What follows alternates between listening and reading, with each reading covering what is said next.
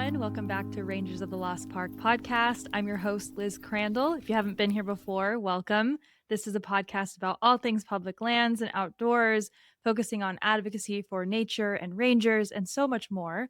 If you've been here before, welcome back. But I got to say, the most important thing I think about this podcast is to focus on finding joy in a world of bad news, because we have a lot of bad news these days. There's a lot of things happening that are a bummer, and it's really important to be joyful and resilient through it all. So this episode today is truly unique and not something I have done before on the podcast. I went out into the remote backcountry with a wonderful group of public land protectors, and we'll be sharing 4 of their stories with you all today.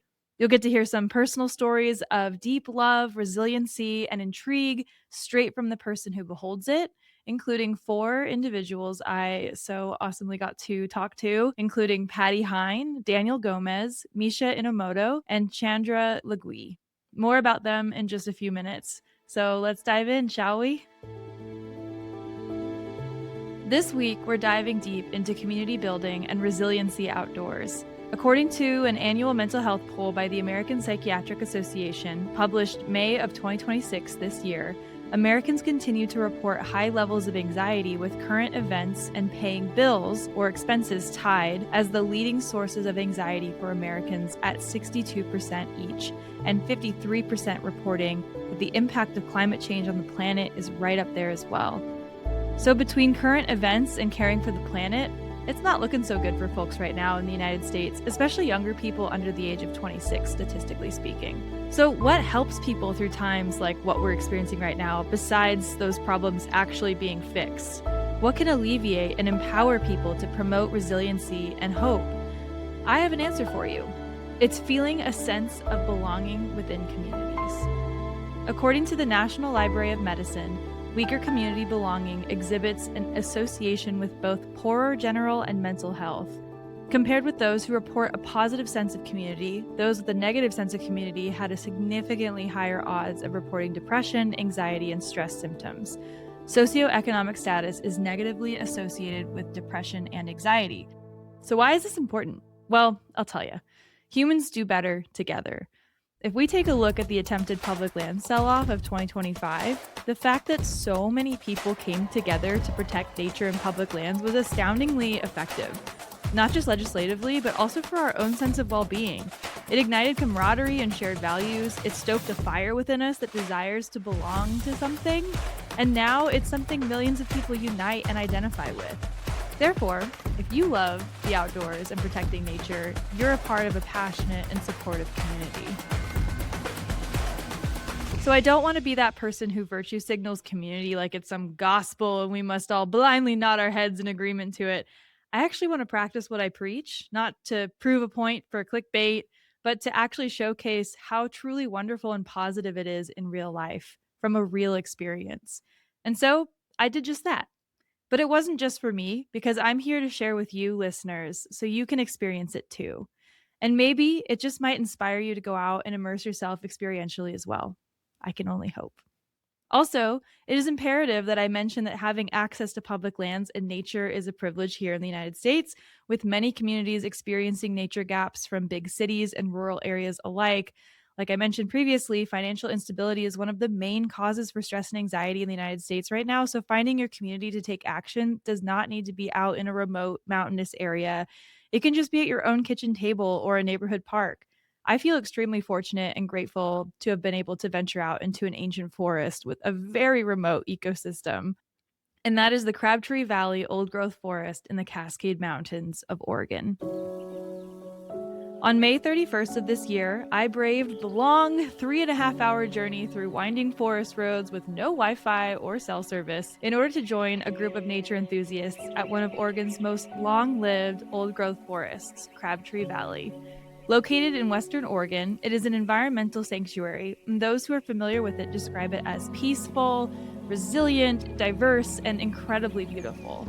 Named the Crabtree Valley Expedition, this community-driven event was advertised as 2 days of exploration to connect advocates, photographers, storytellers, legal forest defenders, naturalists, and forest lovers to an area that could be impacted by the Trump administration's proposed management plan revisions for Bureau of Land Management forests in Western Oregon.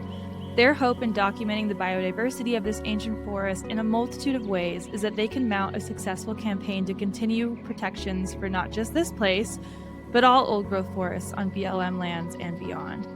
And it couldn't have been possible without the nonprofit 501c3 organization known as Oregon Wild. Oregon Wild works to protect and restore Oregon's wildlands, wildlife, and waters as an enduring legacy for future generations. Founded in 1974, Oregon Wild represents the fish and wildlife, ancient forests, and rich diversity of public lands and landscapes that make this state so special. They work to protect and restore the parts of the natural world that do not have a human voice, while not forgetting that humans are interconnected with nature and its systems. Across 5 decades, they have successfully fought to protect nearly 2 million acres of wilderness, capital W, over 2,000 miles of wild and scenic rivers, countless endangered wildlife, vast stretches of old-growth forests, and essential ecosystems all across the state. And I've worked with them a lot. I really, really like them, genuinely. They are so nice. They are hardworking. They are kind. They really have strong, positive intent, and I really respect them for that. Are they perfect? No, nobody's perfect, but they're pretty damn close. Oregon Wild and other conservation groups have challenged numerous BLM logging proposals in recent years that have targeted mature and old-growth forests. Courts have sided with conservation groups, highlighting that even under the significantly weaker safeguards of the 2016 Resource Management Plans, or RMPs, the agency has regularly violated its own rules and bedrock environmental laws in order to facilitate commercial logging projects. And I really want to clarify that this is not to villainize the Bureau of Land Management and the rangers that work so hard to protect public lands there. This is coming from the top. This is from leadership in Washington, D.C., passing down initiatives based on politics, essentially, with economic drivers, socioeconomic, et cetera. So, I mean, it's complicated. And I just really want to make that clear that I love BLM rangers. I love the people that are out there doing the good work. But the agency leadership itself, it's had a tumultuous time with policy and understanding what people really want in terms of protections. So, on February 19th, 2026, the Trump administration announced its intention to revise Western Oregon BLM management plans. Administration officials have stated that their goal is to return to the logging levels of the 1970s and 80s. If you have any knowledge of history of that time, spoiler alert, it's a lot of logging. When the BLM and U.S. Forest Service were clear-cutting roughly 3 square miles of old-growth forests per week.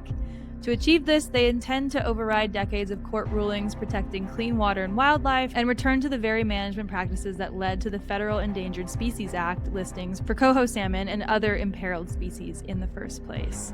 Also, just want to specify that I am not against logging. I know that we need wood. I love having beautiful live edge slabs to make shelves with in my new apartment that I just moved into. You're not going to hear me say I'm against logging, because I'm not.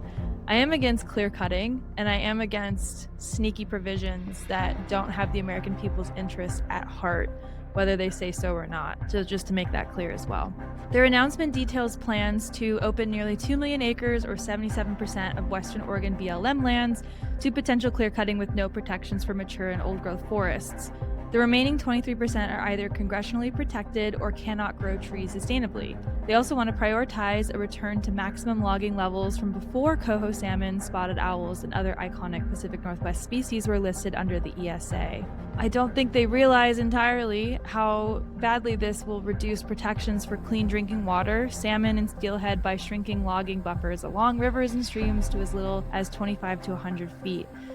Any stream scientist can tell you that. They also want to reevaluate currently designated areas of critical environmental concern, which are ACECs, and natural areas, potentially opening them up for logging.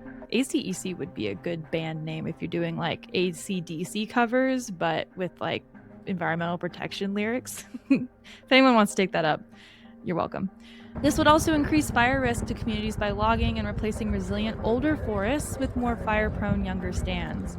BLM's own environmental analyses acknowledge that clear cutting can increase fire hazards for up to 50 years, so they're not denying it, yet it's still happening, and we're worried. So there's a lot of other things I could say about this. I don't want to get too preachy and loud on here about it. I think that there's a lot of resources that I'm going to put in the show notes for people to check out as well to read more about it. But that's just a little glimpse and sneak peek into kind of what's happening and why events like the Crabtree Valley expedition happened.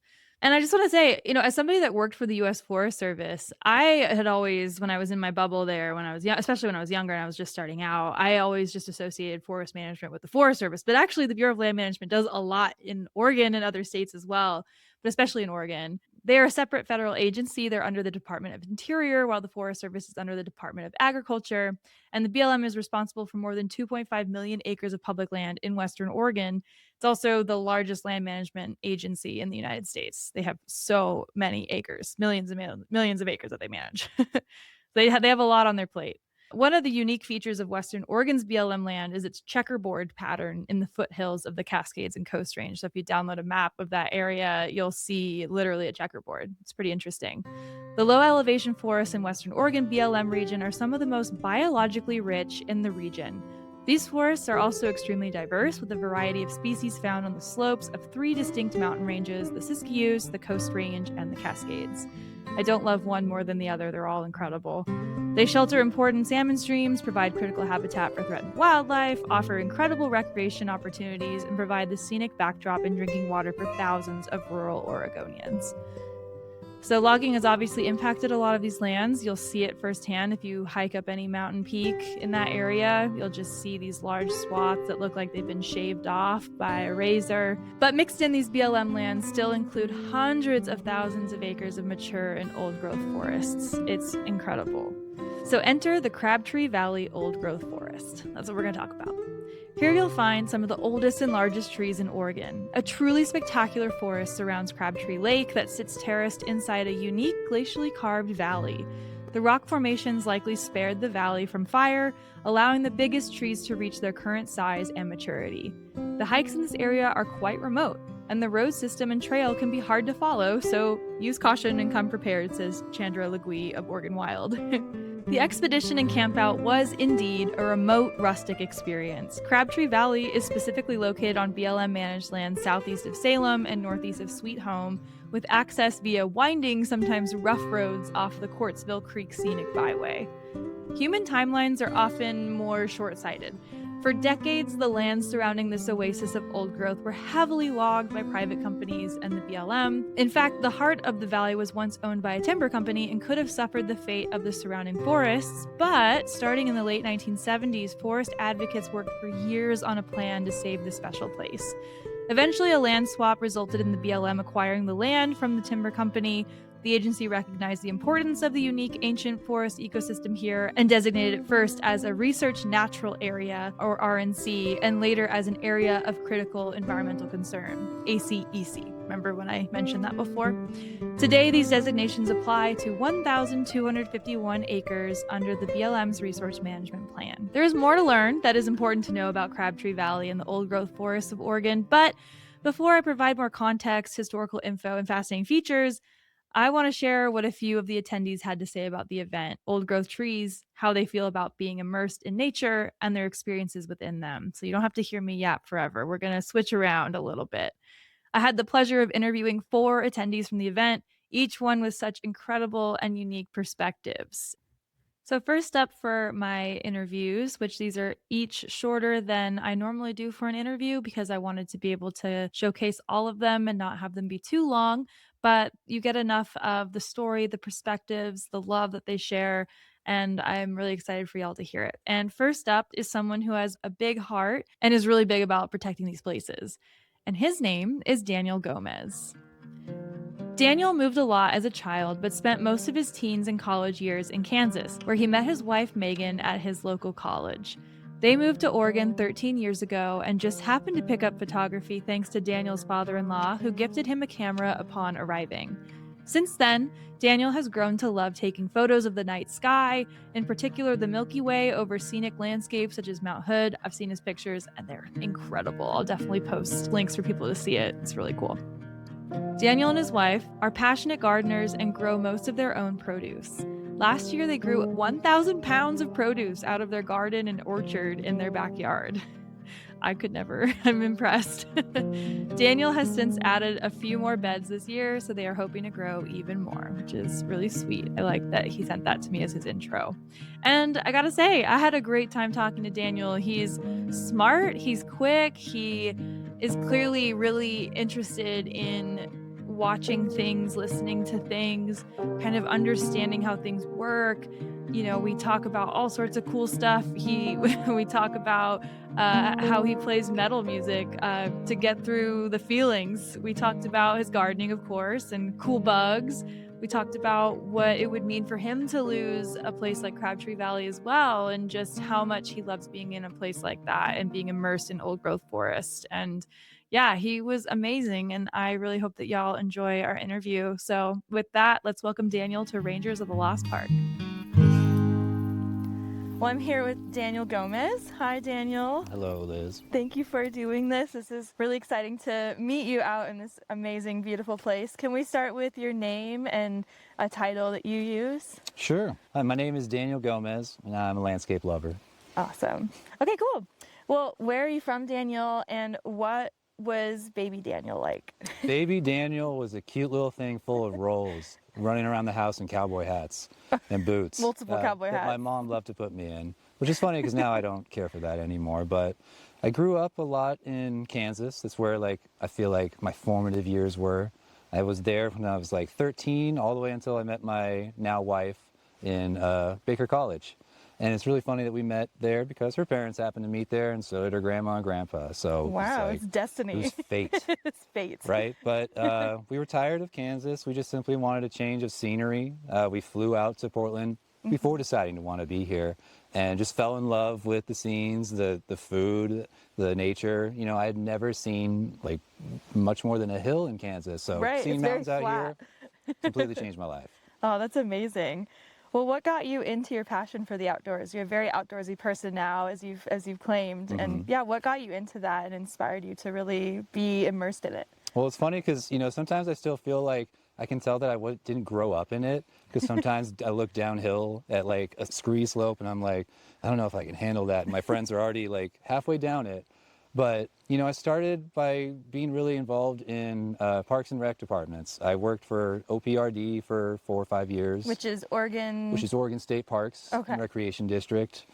I worked in the Gorge, working from the east end, ended up working to the west end, a little closer to home. And I've worked for Tualatin Hills Parks and Recreation District over on the other side of the Willamette. Oh, cool. And now, I'm just kind of a guy that loves going outdoors and spending time finding new, beautiful places to look at. Oh, that's awesome. Well, you definitely came to the right place. Yep. That's for sure.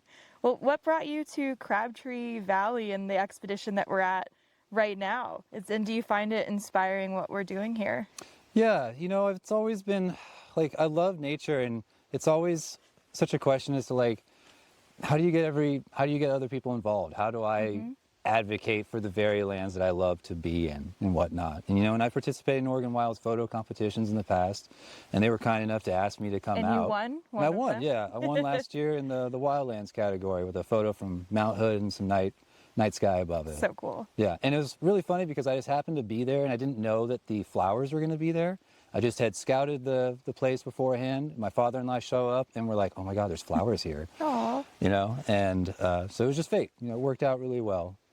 So Oregon Wild invited me out here, which I'm really gracious about, and I just wanted to give back in some way. If I could document the area and make others fall in love with it and see its value and why it should be here and why we shouldn't, just log it away. I think that is a worthy endeavor for me to spend and help out with Oregon Wild do that. Yeah, well, speaking of just logging it away, what are some things you've heard that are kind of concerning you right now regarding our old growth forests and, the Oregon nature that we have around us? Data centers wanting water, whether it's from the lowest part of the stream or all the way going up the mountain, just constantly craving more.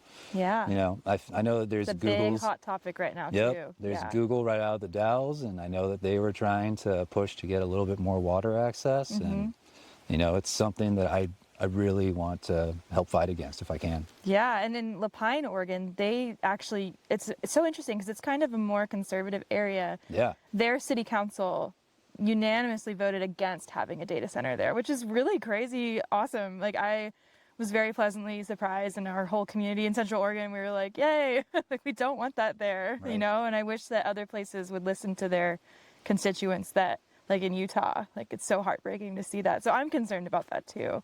I appreciate you bringing that up. Is there anything else regarding the forest specifically? Because you mentioned something about logging. Yeah, I mean, I just feel sometimes it's so hard to keep up with like what is currently, you know, being targeted at any moment by the current administration in the White House. It feels like we have constant public lands attacks. Yeah, it's constant, you know, and I try to do everything that Oregon Wild puts out that's, you know, accessible for me to help in, and just try and do my part as much as I can. Yeah, well, I think that's really awesome. And when you're in an old growth forest, like you know, you went and hiked over to the King Tut tree is what it's called, which is a badass name. How do you feel when you're out here in this old growth forest in this really ancient landscape? Like, what are some feelings that you experience? I think I feel a lot of comfort. You know, a lot of the ways that I like to recreate is by, I'm not trying to avoid people necessarily, but I just love the solitude of an overlooked area or an area that's not as well frequented. And this is the epitome of that, because, you know, we're a small group coming here to ethically recreate and have fun and not, you know, destroy the very thing that we're out here to see in the first place, which is what I believe a lot, is trying to not make an impact as much as I can, just to enjoy and observe. But it gives me a lot of joy to be here. It's nice to see so many other people that have the same views and mindset. Why is that? Like, why does that feel so good to see that for you? Because there's not always even just people in my own family that maybe aren't as keen on this kind of idea, you know? They're just not as, like, yeah, they love nature maybe, but maybe they just don't think about it all the time, or, you know, it just kind of is like, oh, it's maybe beautiful. A different definition of what love is in that We all regard. have a different way of loving nature, you know, as much as we want. And it is really nice. I agree, when you come together in a community with folks that are like-minded in that way of, like, we're all laughing about the same things. We're all oohing and awing over the same tiny flower, and, you know, mushrooms and these giant trees. How did you feel when you first saw King Tut? What was your impression? It was awesome. It was framed like right next to the sun too, which was perfect for some photos. It's just this massive growth out of the, you know, just right out of the floor. Just beautiful. Wow. Did they say how old that tree is? I think it was like 600 to 800 years old. Wow. That's crazy. That's really old. Yeah, which is crazy old. That's pretty amazing. How do you manage to find joy while still staying informed in this crazy world that we're in right now? Taking it in doses. I know our media is really easy for us to it just wants us to consume it. Yeah. And it's kind of one of those things that you can just quickly keep chasing your tail, and you're like story after story after story after story. And I try to take little blocks of time to keep up on news, like weekly as opposed to daily, because sometimes it just overwhelms me and it feels, you know. Me too. Yeah, you're just like, well, I don't know if I can handle that much sadness. Like, let's do this. I don't think we're like meant to, No. you know? Like, it's too much for us. It feels like a wall that we're just keep coming up against, right? Yeah, it's a good way to put it. Yeah. Yeah, absolutely. So what do you do to find joy for yourself? Do you reach out to others? Do you get away? Do you have any like cool hobbies you do, or anything you watch or listen to? It's a mix. I love getting away just to take photos like that. It always puts me in a good mood, even if I don't come away with anything, which, you know, isn't always the point. I feel really good after. You know, like if I spend my time chasing a sunrise, even if it didn't work out, I'm like, well, I've got the whole day ahead of me and I saw something beautiful. Still worth it, right? Yeah, still worth it. But, you know, music's always been a great outlet for me. I play drums and guitar. Oh, cool. And I write. What kind of music do you play? Metal. Hell yeah. Aggressive, but melodic music is what I would like to say. Aggressive melodic music. Yeah. You heard it here. Yeah, you can hum it, but you're also like headbanging, you know, also as you like growling. Yeah, I don't really do any screaming, so it's just all instrumental and whatnot. Cool. But that's awesome. That is so fun. it is. It gets out a lot of anger Yeah. or at least We need a balled good up outlet. feelings. Yeah. Right? I like going to punk shows for that. Yeah, right on. It's really nice. And it's really funny, when I lived in New Orleans, we had a big metal scene down there, and which is, you wouldn't expect that all the time, but there is I shouldn't say really big, but there is a decent metal scene there. And I had roommates that were in metal bands, and it was pretty fun. Nice. So can confirm it's an enjoyable time. Well, this is a deeper question. And after this very deep question, we're going to move into some fun rapid fire ones. So we'll slope back up. But this question is, if you could appear as a separate person in front of a version of yourself who feels really down or overwhelmed, what advice or a quote or motivational, words would you say to yourself? Not to others, but to you, to Daniel. To me personally, I found over the years that I tell myself to slow down a lot more. I like this metaphor, but drinking out of a fire hose is how sometimes life can be. Yeah. You're like, just trying to manage it all, and you're like, I can't. There's no possible way. So the only thing you really can do, or I'd like to tell myself in the past, is to slow down, and you're going to be fine. That's how I feel when I'm driving. I'm like, I need to not be angry. Yeah. Relax. Yes. Just be as chill as you can be, and don't take anything personally. Especially driving, 'cause sometimes you're like, how dare you not put on your blinker? That's really good advice. I think we should slow down. I think that as a society we go too fast, and I think that's often how we get so stressed, because it's like you feel like I'm missing something. I'm constantly forgetting. List. Yeah, and I think that's why I really like coming to places like Crabtree Valley, where it's like you can just be in the moment and enjoy nature, like listen to this beautiful babbling brook behind us and see this gorgeous lake, see these incredible trees, and it's like, okay, this reminds me of we just need to chill and enjoy it. So, well, thanks for answering that. We're going to go into some rapid fire, little fun questions. So quick answers. Favorite produce you've grown in your garden? I know that you're a big gardener, you and your wife. Also, by the way, I just want to say, this man in his bio mentioned his wife almost more than himself, and that's a green flag. Oh, that's funny. We love that. That. So what's a favorite, what's some favorite produce you've grown in your garden? I've got it. I just grew it this year. I grew it last year, but it tasted terrible. But this year they got big. They're turnips. Oh. So I oven roasted them with onion and garlic, and I swear to you, it tasted like a scallop when we were done with it. Like the seafood? Yes, like What? a seafood scallop. It was so perfectly tender, and then it had the crunch because it had a nice sear on the bottom. It was like we both kept calling it scallops, trying to say turnip. And we were like, oh my God, the scallop tastes so much like a scallop. No, I mean turnip. That'd be really good for a vegan restaurant. Yeah. That's really cool. I've never heard of anybody really talk about it, and it was just such a simple You might recipe. be onto something, and you're in Portland, so you're in the right place. Right? Anybody will be willing to try anything there. That's awesome. A cool bug that you've seen. Gardeners see a lot of bugs, right? Cool bug. Yeah, what's a cool bug? God, the blue dragonflies we saw as we all came into camp here were honestly really enamoring. They're landing on everybody too. It was pretty magical. Yeah. I think that's a good answer. Yeah, all right. We'll go with that. Favorite tree species? Favorite tree? We're in the trees. What's your favorite? It doesn't have to be one here, but yeah, what is your favorite? I think it's aspen, simply because of the vibrance that they create. Their shimmery They're leaves. just beautiful when they turn yellow, and gold. It's just mesmerizing. Yeah, I was just going to say that word. I agree. Okay, favorite camping meal? Ooh, favorite camping meal. I think burgers. Burgers and green beans. We usually bring Burgers a and can of green green beans. I've never heard of that combo. It's a weird one, but... Do you put the green bean on the burger or on the side? No, they're separate. Okay. It's not like a bun of green bean. That would be pretty funny, though, if that was your answer. Do you cold plunge? No. I don't either. I hate the cold. I do too. I do so poorly. I hate it. I'm like, you know what? You guys enjoy. Yeah. Don't make me do it. Nope. You have to drag me. A notable night sky event that you really enjoyed. You're a big night sky photographer, so. I'm trying to remember the date. I think it was it May 10th of last year? It was the big G4, the Northern Light storm we had last year. That's right, and it was really pink. It was awesome. I went to Frog Lake with my family. I went with my in-laws, my wife, my buddy Jeff, who was just about to move to Southern Oregon, and it was our last hurrah together. And we arrived to Frog Lake, And we're like, oh my God, the gate's closed. We have to walk all the way in. So we just did it.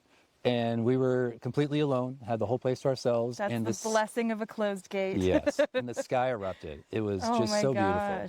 Oh, so cool. I kind of saw it in Central Oregon. Yeah. But yeah, it wasn't, I don't have the gear for it or anything, but I did still see it. I was like, that's amazing. Like, we had it all the way down here, you know? Yeah, it was so powerful. Have you ever seen the Perseid meteor shower?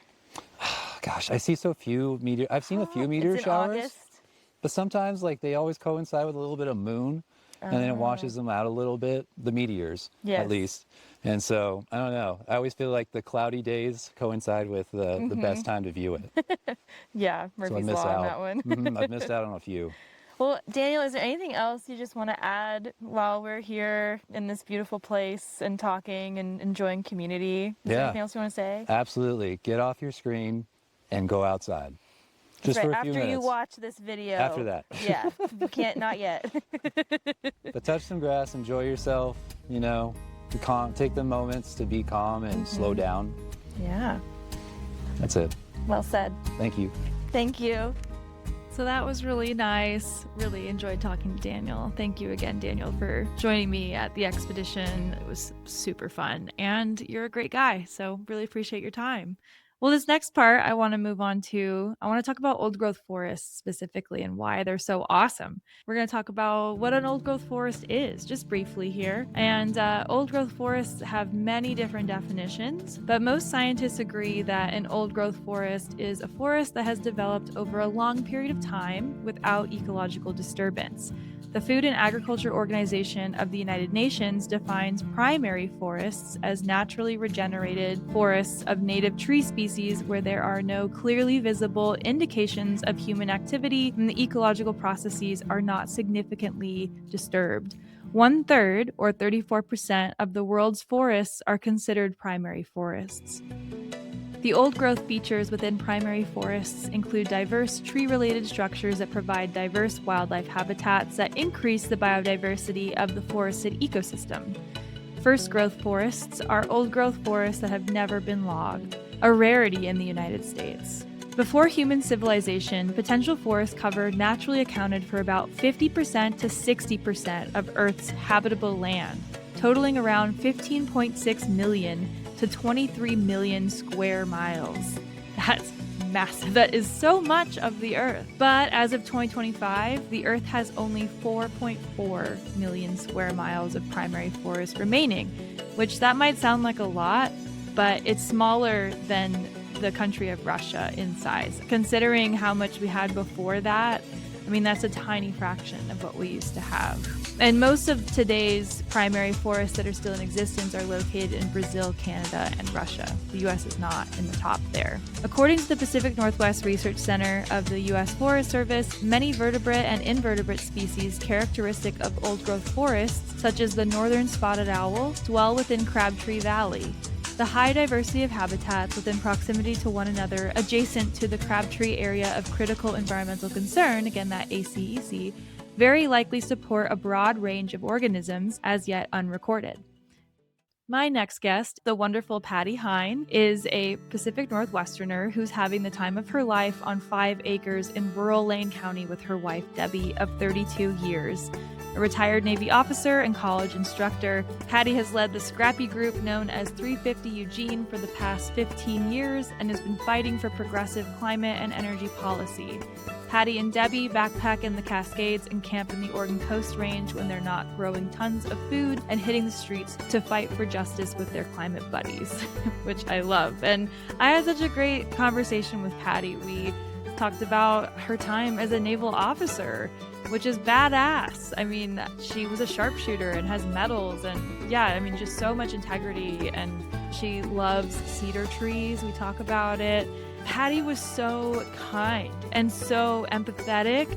She didn't sugarcoat, but she also didn't tell me, oh, you'll be fine, you'll get through it, whatever. Like, she very much understood the things that are at stake right now for future generations in this country. She didn't shame anybody.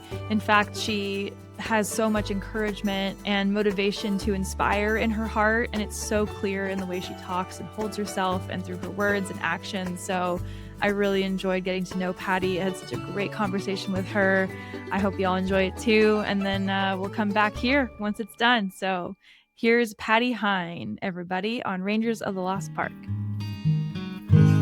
Well, we're here with Patty Hine. Thank you so much for joining me. Can you state your name and title or how you introduce yourself to people? Sure, yeah, okay.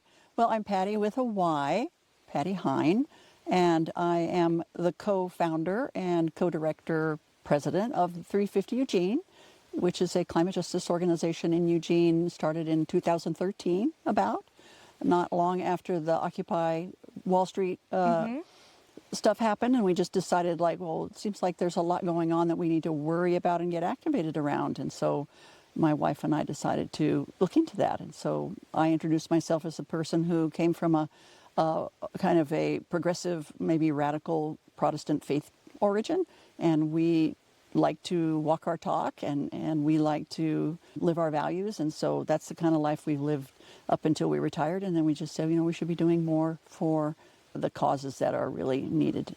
So that's kind of my deal. I love that. That's so cool. I remember too. Occupy when that was happening. It was a big deal. It was exciting too. Like I remember going to Oakland and when they shut down the port there. You did? Yeah, that was pretty wild. And I was Wow. I think I just turned 19. So yeah, I was very young. Wow. Well, it was Yeah. made a big impression on everybody, I think. Yeah. And my son called me from New Orleans and said, "Aren't you buying pizza in Zuccotti Park?" I said, "What people in Zuccotti Park?" And then he explained the whole thing to us, and we were like, oh, let's tune into that. And then we noticed there was an Occupy in Eugene, and so we went down there to see what that was all about. And pretty soon we were connecting with all the people who were kind of have progressive voices, and we thought we need to get our church involved in this. And then pretty soon, the rest is kind of Yeah. history, wound up in the climate movement. Awesome. Well, where are you from, Patty? And what was baby Patty like?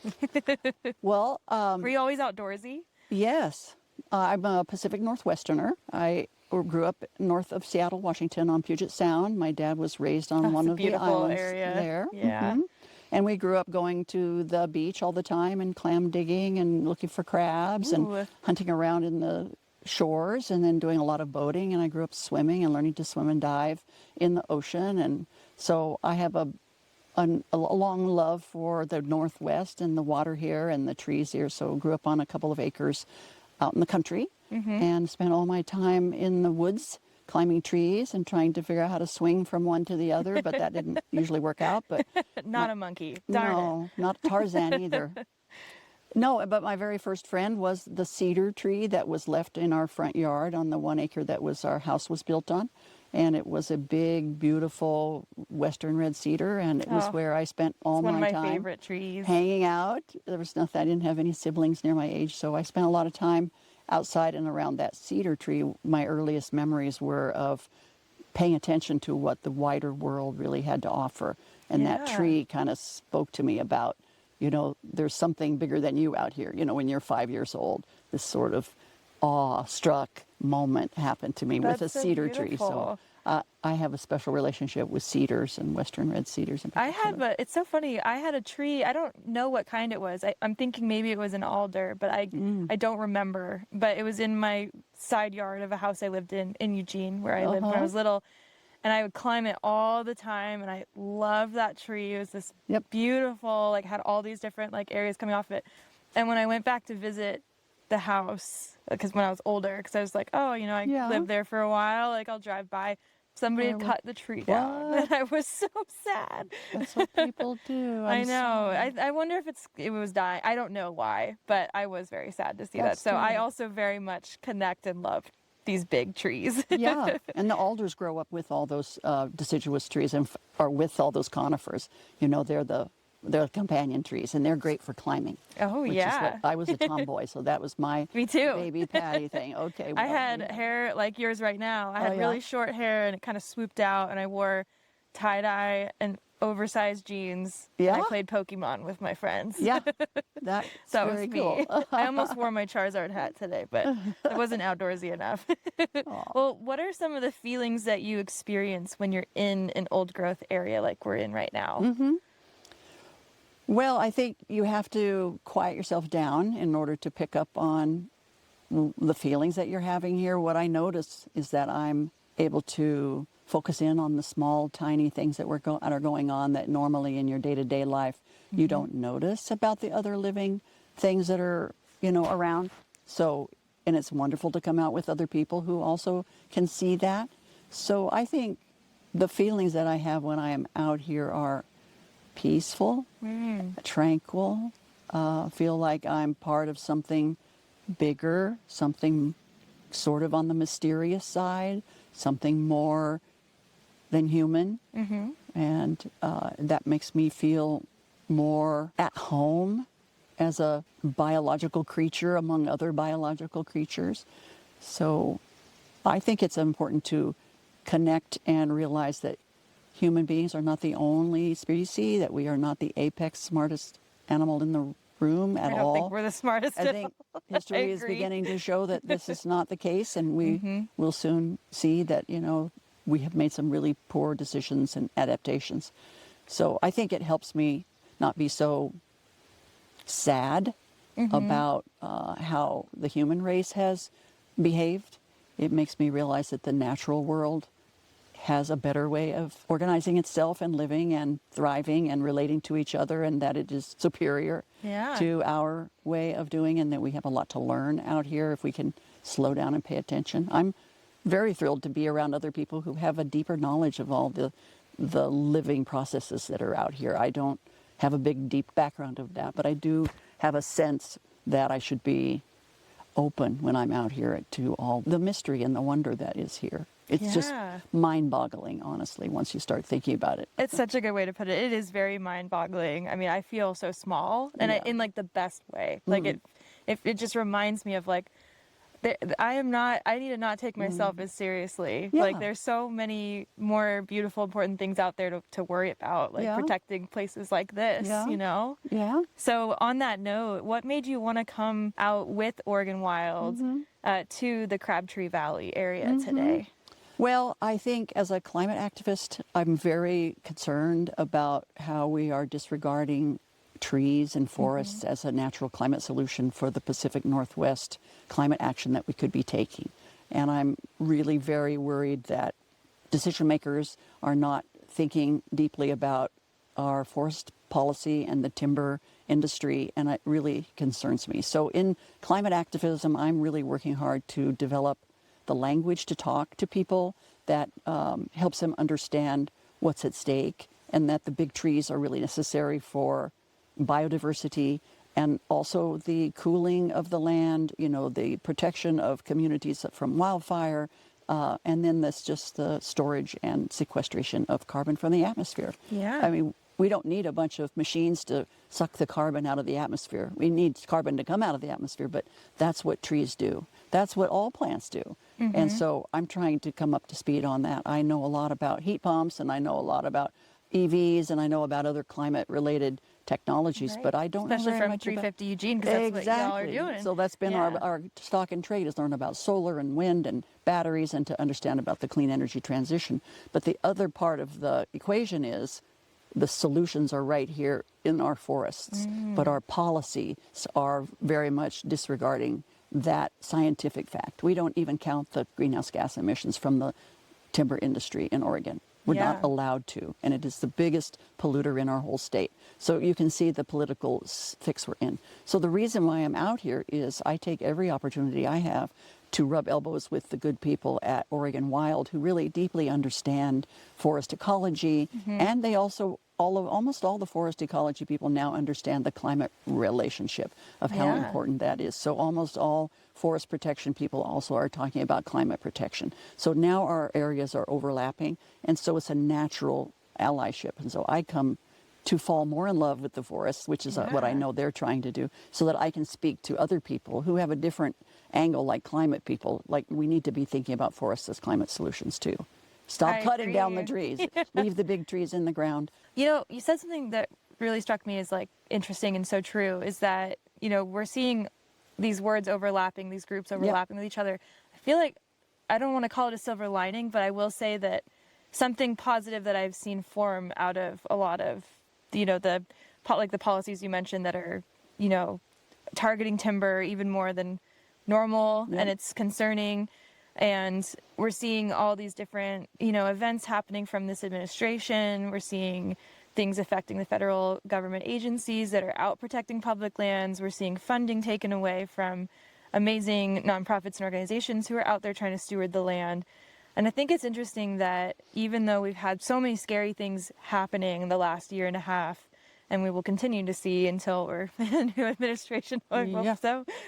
Fortunately. And, I think something interesting that's positive is that we're seeing all these people come together that might not have normally congregated. So in such a unifying way, like I'm thinking, because I come from the federal world, and I was so nervous after being doged of working with not specifically Oregon Wild, but just Really? other nonprofits in general, because it's always like, oh, I don't know if they'll like me because I'm affiliated with the Forest Service. I just had those worries because you just never know. But everyone was so kind. Like Oregon Wild just took me with open arms and was so like understanding. We're like, no, we love our rangers. Like, we want them to be employed out there and on the land. Like, those aren't the folks that we're upset at. We're upset at leadership that's making these ultimate decisions. So anyways, I thought that was a really cool thing. And we're seeing hunters and anglers, like people who are more conservative, like coming out to say like, no, we want to protect these places as well. So those anglers. And so I really think that's a cool part of like, even though when things are like shaky and uncertain, there's still community coming together.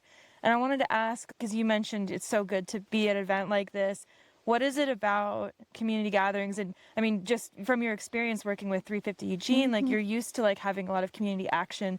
Why is that so impactful and important for people to get involved in like a community-driven mindset? Well, there's a couple of different things I think that are key. I think all things are relational. So it's getting to know people and getting to care about other people where they are. And meet them where they're at. Yes. And so if I don't get to know you, a doged Forest Service person, it's my loss. Now I am greatly enriched by knowing your story. And so now I am going to be sharing that story. So I come here partly because I know I'm going to connect with people whose stories are going to build on the movement that I think we need, which is to democratize our society again so that things are more equal and that we're protecting our legacy for the future. So I think it's really important to build relationships across classes, across ethnicities, and all of that. So I think it's relationships. And plus, you have to have relationships with people you were alluding to who are in leadership who you don't always like or agree with. The elected people, that we have to work with. Yeah. They're politicians, and it's not easy to work with them, but they have a role. We as social justice dissidents have a role to push them. And so I'm all about doing that. And I think we both know that we are doing what our individual duties are to make the world a better place. So relationships in the one hand. But the other reason that I think it's important to come out is I think people need other people. In other words, if you don't know what to do about the climate crisis, the biodiversity crisis, I don't know what to do myself. Just quit being by yourself. Yeah. What does one person do? Quit being just one person. And so if you're not a real big group person, go find a couple people, but get involved with some other people because I think people need moral support. I know a lot of climate people who, without enough support, are now doom scrolling. Yeah, that's an easy thing to get trapped in, unfortunately. They're discouraged, right? And they need their people. And so I think groups like ours and Oregon Wild bringing people together, especially this group, is really very different. Like I think you heard Chandra LeGue say, I don't usually bring people out on overnights. This is not really my thing. I'm usually a hiker. But this is a more important and serious crisis that we're facing. And so her group is willing to do something a little more edgy. And I've never been to one with such a diverse group of people. So I think this is very unique, and it's building community. And I think it's all part of what you described as this stuff is growing. More different people are growing. Things are popping up. You're being a podcaster. Yeah. No, that was not going to happen. No, I had no idea. I think there's a bunch of new things that are happening that are very encouraging. It's like the million points of light thing that I believe is happening. We just need to supercharge it. Well, speaking of being out here and coming back to the area we're at, what would it mean to you to lose a place like this, to lose the king tut tree that you got to see earlier, the massive old growth? Like, what would that mean for you? Well, it's a huge loss when you lose something that is that ancient, you don't really have an appreciation for the fact that that was a seedling in the year, 1200, when the Middle crazy to think about. Ages, when you think about losing things, and if you think it's going to grow back, that's great, but I don't have 800 years, and I don't think civilization has 800 years. So to me, the loss of the place like this is that it's just irreplaceable. Yeah. And so how do you mourn something that's irreplaceable? M.L. Herring is the writer of the book Born of Fire and Rain about the Coast Range, and she says that our forests cannot withstand another 50 years of our forest policy. Right. If we continue to keep doing they will what not we're recover. doing. So there's no end in sight at the moment. In fact, it's getting worse. And if we don't want to have any more forests in after 50 years, that's what we're looking at. And when I come out here, that becomes really obvious, because that would mean this is gone. Yeah, which would be heartbreaking to say the least. I'm with you there. Where are the birds going to live? Right. Where are the little rodents and the animals going to live? Where are people going to go for spiritual renewal? Yeah, I hear that, and I think about that all the time, thinking about the wildlife and just the other things that you don't even see, like smaller plant life, lichen, like all these different organisms that are so important and no less important than us. So we're on the same page on that. Well, I want to talk about shifting gears a little bit here. How do you find joy while still staying informed? Because obviously a lot of the things we're talking about is like, it can be very intense and overwhelming, like we were saying. So how do you find joy through it all? Well, I mean, Liz, you have to sing. I love that. So, yes. I mean, my partner and I grew up singing in our church, and we grew up singing in choirs. And so we do have a singing element in our group, and we also do a lot of communicating in our group, in 2-on-2, holding each other, holding hands, singing, marching. We camp together. We do things together socially so that we can continue to enjoy each other's company, have dinner together. So we have a couple dozen people in the 350 Eugene leadership cadre who really support each other in this mutual, loving, really kind and caring way. And so that's super joyful. And Deb and I will break into song at the drop of a hat. We have a melodica. Nothing's more joyful than a whole bunch of people singing. Travel. Yeah. So I think that helps. And I think we limit ourselves on the intake of news. We don't listen to things that are kind of too crazy. We listen for an hour every day, and then the rest of the day we spend working in our garden and enjoying the company of others, and we stay pretty busy. And I think we find joy in the little successes that we have and in the people that we meet, and I don't find any problem having joy. I know some people do, and I'm just lucky that we just have a sort of an outlook that is a never say quit, never say die, never give up kind of thing, and that's encouraging. That is very encouraging. Thank you for sharing. Well, we're going to move on to our last part here, which is a more fun rapid fire segment. So short answers. Okay. First of all, thank you for your service. You were in the Navy as an officer. And my question for you is, if you were still in the Navy, what would I address you as? Well, if I had my way, you could call me Skipper. Skipper. A lot of people could do that. Or you could call me, a lot of people just call me the boss or Commander Hine. That's right, the boss. Or ma'am. Usually the people just call you ma'am. If this is a serious question, you would just call you. In the South, when I was stationed in the South, they'd just call me Miss Hine. Oh, okay, Miss Hine. So there's a long kind of silly answer there, but I would love it if people just called me Skipper. Gotcha. That's awesome. I just think it's so badass too that you were in the Navy. Like, I thought it was pretty awesome. Had a lot of good times and learned a lot of good skills. And I've been, you paid for me to get all those skills. I went to graduate school and I learned how to do this and that and the other thing.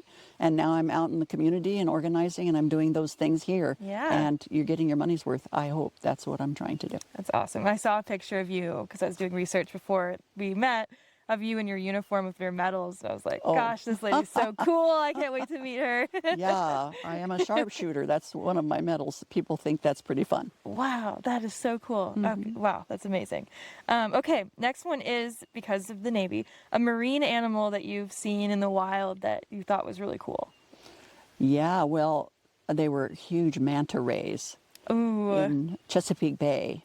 I was in a helicopter flying over the bay back to the squadron, and there were about 50 manta rays down just 50 just Whoa. below the surface. So we were maybe 100 feet up.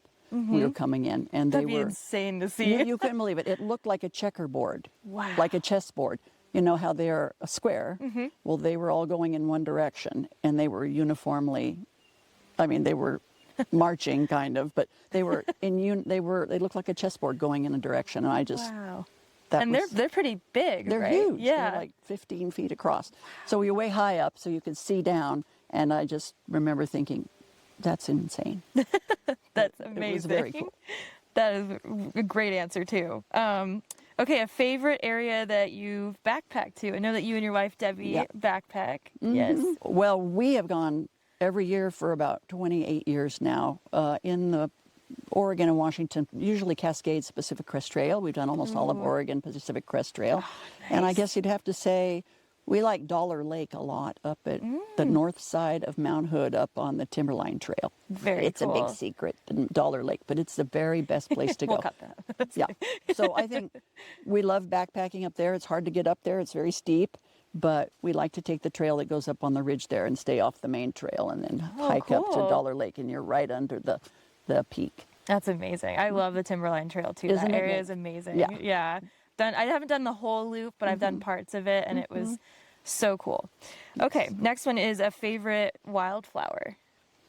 Well, I think I like the lupin the best, and here's why, is because on that trail, you know, the Timberline Trail is like the highest and lowest points of the Pacific Crest Trail. And if you've hiked the whole thing around, which we have done about 3 times, you go way high up, and the lupin are about this tall.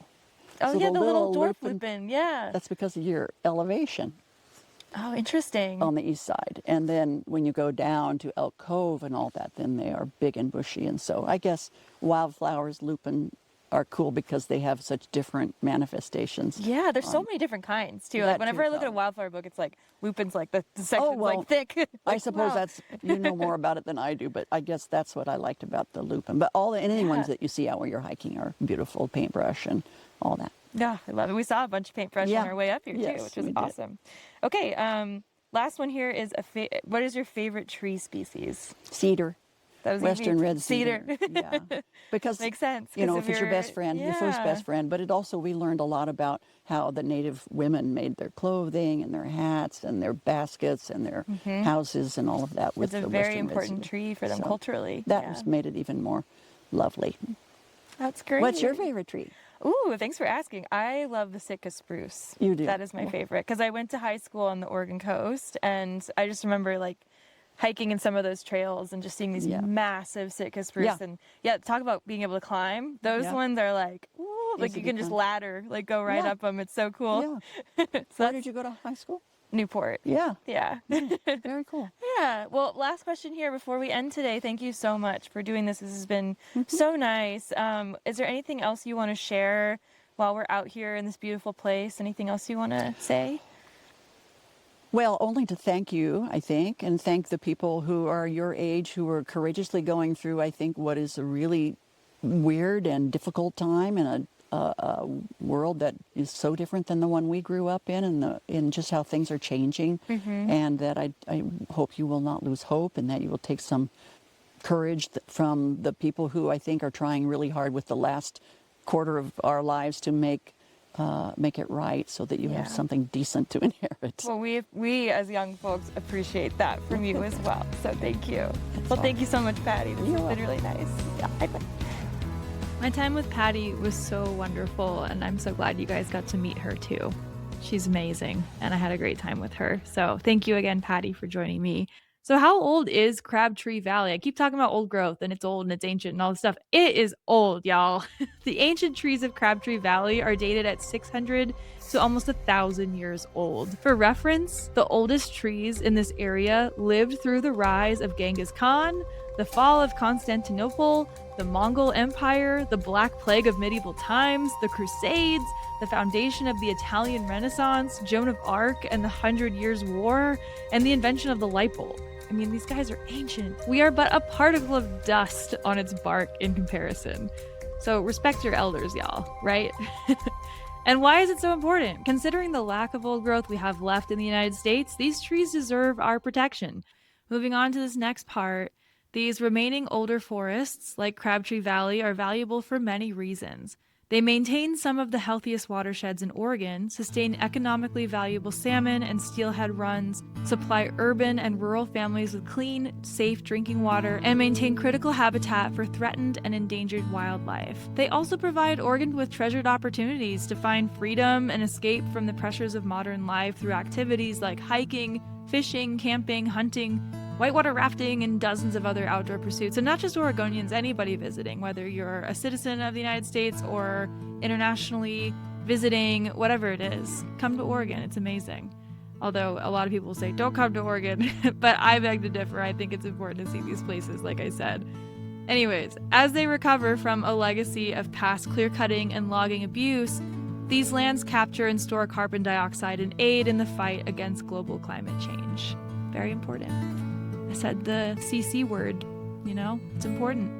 I was lucky enough to interview our next guest who knows a lot about diversity and the benefits of old-growth forests, and their name is Misha Inomoto. Misha is originally from San Diego, California, and moved to Olympia, Washington about a decade ago to go to school at Evergreen State College, where they graduated with a dual major in ecology and botany. After a summer school trip to Alaska in 2019, where Misha backpacked for 4 weeks in the backcountry, so jealous, they came back enamored with lichens and bryophytes. Misha moved to Eugene, Oregon in 2022 after graduating to look for work in a larger town that still had the feeling of Olympia. They have since spent a lot of time volunteering with local nonprofits to help restore and protect public lands. Since Misha was a child, they have spent as much time as possible outside. Their love of learning extends to not only botany, but languages as well. Misha is currently teaching themselves Japanese and Spanish, which is pretty awesome. They love being outside because it calms them. It makes them feel safe. While there are inherent dangers outside, Misha always felt a belonging and unquenchable curiosity about their surroundings. On days off, you can usually find Misha outside volunteering, cycling, hiking, camping, or botanizing. I like that word. They also love cooking and finding fun ways to pair unusual, accoutrements, that's a French word, something, with wine. So whatever it is, it sounds fun.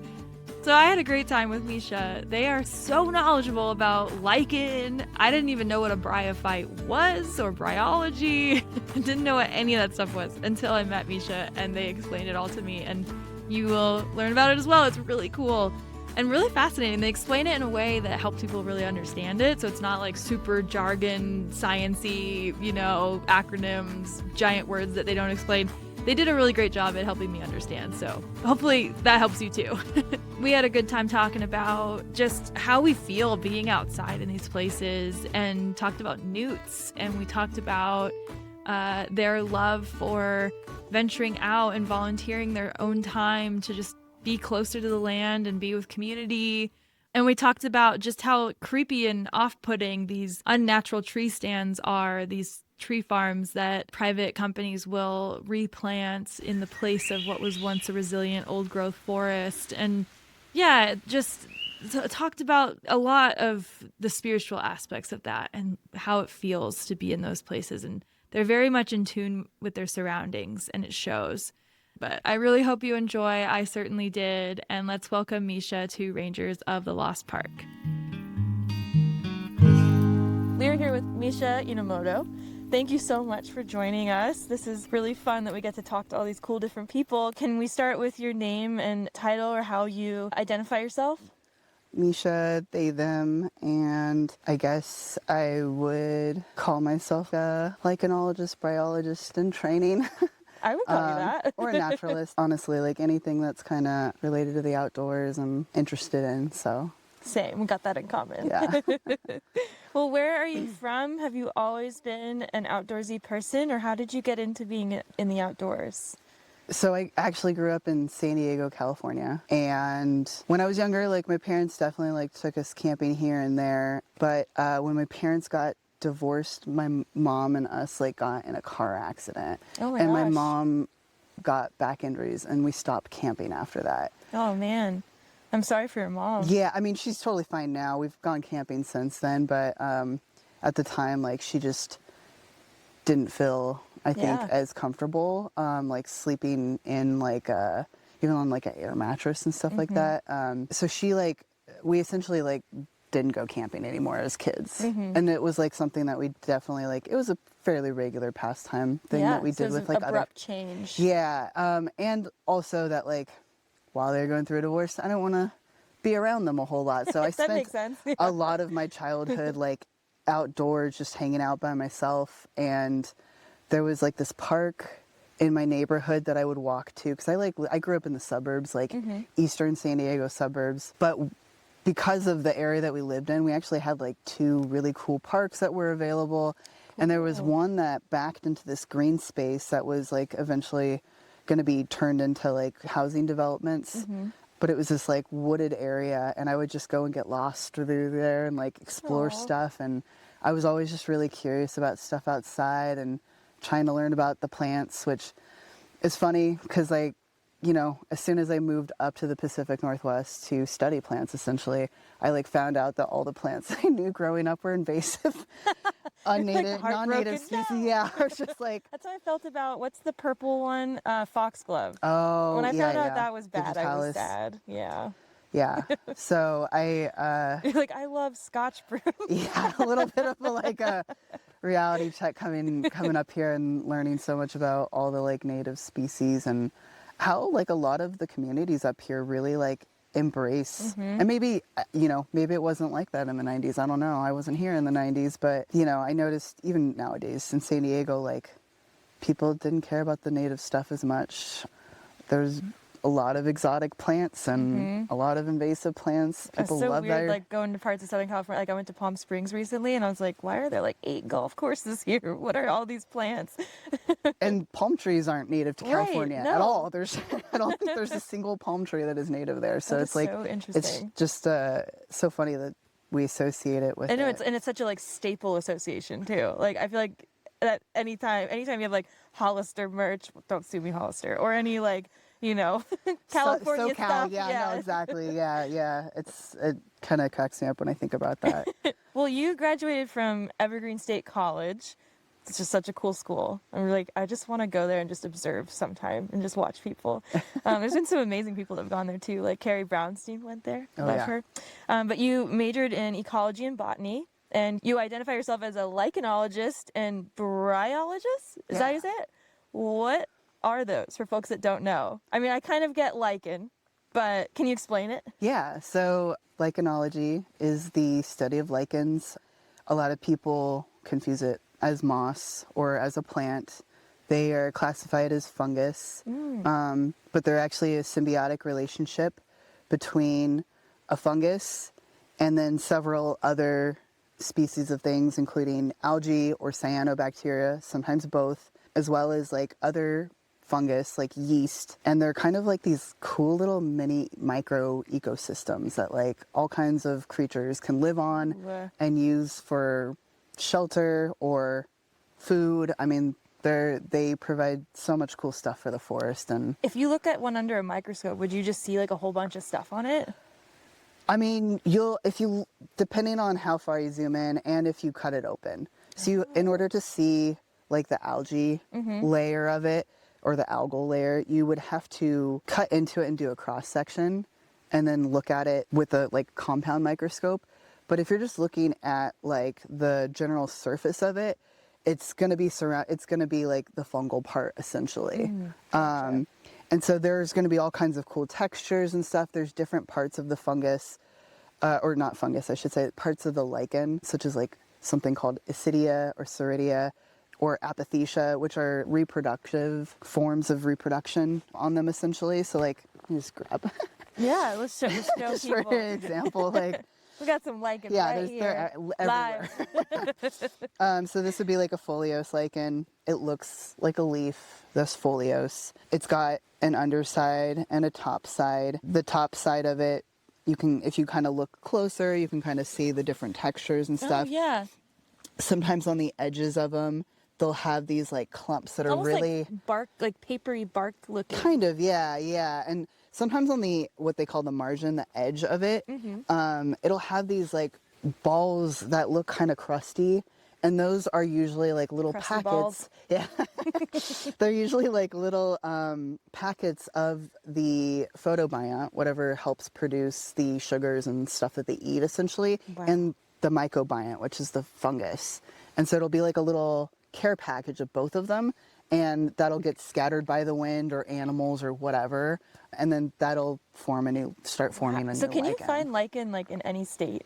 You Is it can everywhere? find lichen in every continent in the entire world. Even Antarctica? Antarctica, yeah. In fact, one of my favorite lichens, Usnea antarctica, is found in Antarctica. It's a beautiful fruticose lichen that's got these big black apothecia, and it kind of looks like a little bush, kind of branches out, and at the tips of the branches, it's got this like black like dash marks.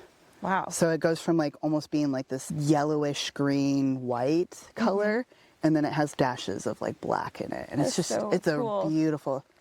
Google it. You'll see a really cool looking lichen. I can tell you are very passionate, and we could probably talk about lichen all day. Oh yeah. What about bryology? I was gonna say yeah. Let me. What is that one? So bryology is the study of bryophytes, which similar to lichens, but are actually in the plant family. They're primitive plants. It includes moss, hornworts, and liverworts. I like those names. Yeah, Like yeah. something out of Harry Potter. They're very interesting looking things. Liverworts have like cool different like what they call life forms, different forms that they kind of physically look like. You know, moss is ubiquitous. It's also like lichens. You can literally find it, I think, on every single continent. I'm pretty sure they have found it in Antarctica, or at different times it has been there. They all share something in common. Basically, they can desiccate or dry out and live in these really crazy, harsh environments. So very like resilient. Yeah, Wow. because they can like dry themselves out completely and kind of put themselves on like pause, essentially. Yeah. Oh, that's so cool. When I guided a hike earlier, there was a guy that had lichen questions that I was like, Oh yeah, we were like, we need Misha. Same with mushrooms. I have a video to show you. Okay. I was like, I can get you like part of the way there, but he started to have questions, and I was like, oh, I don't know that. I brought my macro lichens book too, Oh, cool. so that'll help. I'll introduce you. Gotcha. Sweet, yeah. Well, that's really cool. I love moss especially. I think I just really associate it with the Pacific Northwest and like the lush and just how cozy, and I just want to lay on it. And it's just, there's so many different kinds. It's so cool. Well, speaking of being immersed in an area, how do you feel when immersed in an old growth forest like Crabtree Valley where we are today? I think for me, I just feel really centered and really calm, and it just kind of, I think, brings me back to like my childhood a little, when I would just go to these parks and just like hang out all day. And I know it's not everyone feels this, but like I've always felt a sense of like safety when I am in a forest. I feel protected. And What is it about that makes you feel safe? well, that's a good question. I mean, maybe it's all the green. Green is a very relaxing color, It but is, also psychologically. And I mean, like, there's scientific papers that, with all the chemicals that the plants are breathing out and sharing with us and stuff, I mean, like, definitely helps with that. But I think it's also just, I will say one thing. If you've been to a tree plantation and you've been to an old growth or forest that has not been disturbed for a really long time, you can absolutely feel the difference. Yeah, I agree. I physically feel uncomfortable, maybe even like slightly nauseous when I walk through a tree plantation. And I recently, like last week, went to BLM land to look through a timber cell. The BLM checkerboard, it's like private land, BLM. And as you're driving through the private land, it's either full clear cut or it's like replanted crazy road trees, and it is creepy. You just feel like, oh, it's like so uncomfortable. It's dark. It doesn't feel right. There's like very little light. There's very little like ground cover. There's no layers. It doesn't feel natural at all. It's very, very unnerving. And then all of a sudden you drive through BLM, and that hasn't been disturbed. and it just completely changes. Wow. There's dappled light. Do you feel everything. like you like were holding your breath, and then like when you get into that area, you're Sometimes, kind of like, yeah. like, oh, I'm good now. Sometimes it kind of like, yeah, it gives that feeling. And so I think that like our bodies know that. Mm-hmm. And they recognize it. Yeah, it's interesting. I had a professor, I'll just real quick tangent. Yeah, please. Like Nalini Nadkarni, she's like world renowned at college. She's amazing. She did a study in prisons that found that even a poster of nature decreases violent impulses of prisoners by magnitudes. We need to be exposed to places like this. We need this. It's part of us. Yeah. And there's scientific proof that it makes us less violent, which is crazy to think about, but it's like... And then it's like, it feels so confirmed, like validating too, because when you're out there, you actually feel it and you're like, that makes sense. Yeah. You're like, I get yeah. that. Yeah, I don't want to science. punch anyone right now. Science is right. Science is good. Well, speaking of that, like being out here, what brought you to Crabtree Valley today with Oregon Wild? And yeah, what made you want to come out for this event? Well, Chandra knows I've gone a lot of hikes with Oregon Wild through these beautiful roadless areas. And We love roadless areas. yeah, we do. And she emailed me like last month and was like, hey, we got this going and I think you would be very welcomed here. And also like, would you like to do an interview with someone and talk to them about some of the stuff that like you've been doing? I do a lot of volunteer work with Cascadia Wildlands. I've done some, what is the word? Expeditions? Lobbying with Oregon Wild Oh, up gotcha. in the cap in Salem. Oh, nice. For like 1.25% wildlife. Yeah. Awesome. I was out there for that. And I wanted to go. I couldn't, but it was so much fun. It was a lot of fun. But she knows I'm not necessarily a shy person. I really like when we go on hikes, I like to co-lead and I'll help with like plant identification and kind of like exchange information with people and stuff as we're going through the hikes and stuff like that. And I think she just felt like I would be a good person to bring along the way. And I think she knows that I would never not go on an opportunity like this. You're very in tune with nature. You love being outside, and it, like, yeah. I love me happy some old place. growth. Me too. I am with you there. Well, take it down for a second. What are some things that you're hearing or seeing right now regarding forest policy or anything that's happening, in our country that's concerning nature that concerns you? There are blatant attacks on anything nature related currently. Everyone, it doesn't matter who you are. You can be in a nonprofit doing conservation work. You can be in the Forest Service or a firefighter. Every person that is involved in wildlife and wild areas are being attacked right now in all fronts by multiple party members in both sides. Unfortunately, it's not just one side, it is both. And more specifically, the roadless rule currently is they're trying to repeal it right now, which is going to take places like this away. And we need these places. This was listed as a area of critical environmental concern because there are important species that grow here and can only be found here. And that is like so important. Biodiversity is so important. And I don't think enough people know that and realize how important it is. Without diversity in general, which is again another thing being attacked by. We could name a long list right now. Yeah, but I mean, just thinking of the concept of diversity in every aspect of our lives. We need diversity in order to survive. And when you said biodiversity, would you consider this area we're in and old growth forest in general like a diverse ecosystem? Absolutely. Yeah, I mean, again, you go into like say a tree plantation, there's nothing on the ground. It's just stuff. Right. From all the Douglas firs, the exact same Douglas firs that are monocropped for miles in thick rows that are just like so unnatural and just awful looking.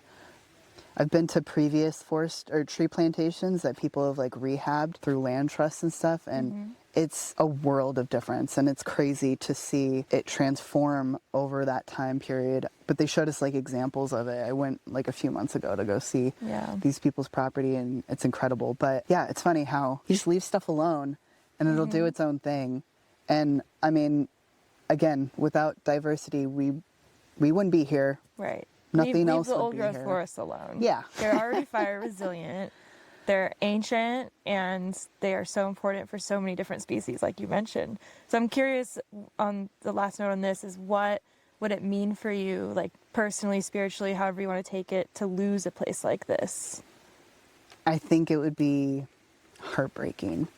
Oh God, I don't want to get emotional. Well, it's okay. It's just thinking about, I mean, the incredible trees and plants that we've already kind of seen. It would just hurt a lot. And it's like, right now it feels like they're trying to use the guise of like forest fires as the reason why they need to come in and cut all these trees down or whatever. But that's just not even the case. That's so not true. There's so many other ways to go about stuff. They don't need to put a road through it. They do not need to cut. Clearly this is about getting more timber and logging. Yeah. Yeah. And I mean, like earlier today, we just walked down to this pond and these beautiful little newts were swimming up to us, and they're so adorable. And it's just like, but they're an amphibian. They are very sensitive to changes in all kinds of stuff. They need shade, they need sun. Absolutely. Yeah. And without that, they're dead and they're gone. And there's just so many species that depend on these forests and healthy forests. And that's just not it. And losing areas like this would just be a tragedy. I agree. Future generations need forests like this. Thank you for sharing. Absolutely. I'm with you there. On an up note, we know there's a lot of things happening in the world that is just depressing as hell. And we're like, why? But how do you find joy while still staying informed? I think anyone who does anything in the natural sciences does it for a reason. We're here for a reason. If we were all nihilists and didn't believe that there was some kind of hope, we wouldn't be doing what we do. Right. Because we feel like we can still make a difference, and we can. And there's enough of us that we can make a difference, and we will. Right now, it's really difficult, and it's going to be an uphill battle, and, you know, it might not look great for a little while, but ultimately, I know good will win out, and it's gotta. Yeah. Oh, I really like that. So I try to stay hopeful because I know that, like, there's just no other options. I'm not going to give up. If I give up, I might as well just become one of them. Why would I want to do that? That sounds terrible. We don't want that. No. Well, thank you. I appreciate your answer. We're going to end on a fun note because, again, joy is what's going to get us through it all, y'all, because if we don't find joy, we're going to be depressed as hell, and we can't do anything to make a difference. So that's why we need joy. So I have some silly questions for you. Okay. You ready? Okay. First one is, what is a cool looking, oh God, can't, a short answer. What is a cool looking lichen you enjoy seeing? Okay. I just saw one earlier. It's called the Devil's Matchstick. That's the common name. Ooh. I don't remember the fancy name, but the fancy name. Is it the red? No. Oh. So that is like what they call like British soldier, and that's like there's like 3 different species that could be. But this one grows on rocks typically. It has this like kind of light green shade to it, so it looks like the rocks have been spray painted green. Ooh. And then they have these little green stalks that come up, and they have a little black top to them, which is their apothecia. It's where their spore reproduction. But they look like little matchsticks with, like, instead of red, they're black. Oh, that's like a burnt out matchstick. Yeah, in fact, Cool. If you guys go over to, like, the King Tut on the way, just look at some of the rocks and you'll see, like, some of the larger ones, and they just have these tiny little matchsticks. That's awesome. They look rad, though.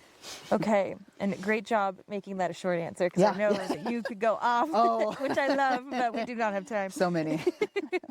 Do you have a favorite amphibian? You talked about newts earlier, but yeah, do you have a favorite? I'm not as well versed in Or reptile. amphibians. We can also go, do you have a favorite reptile?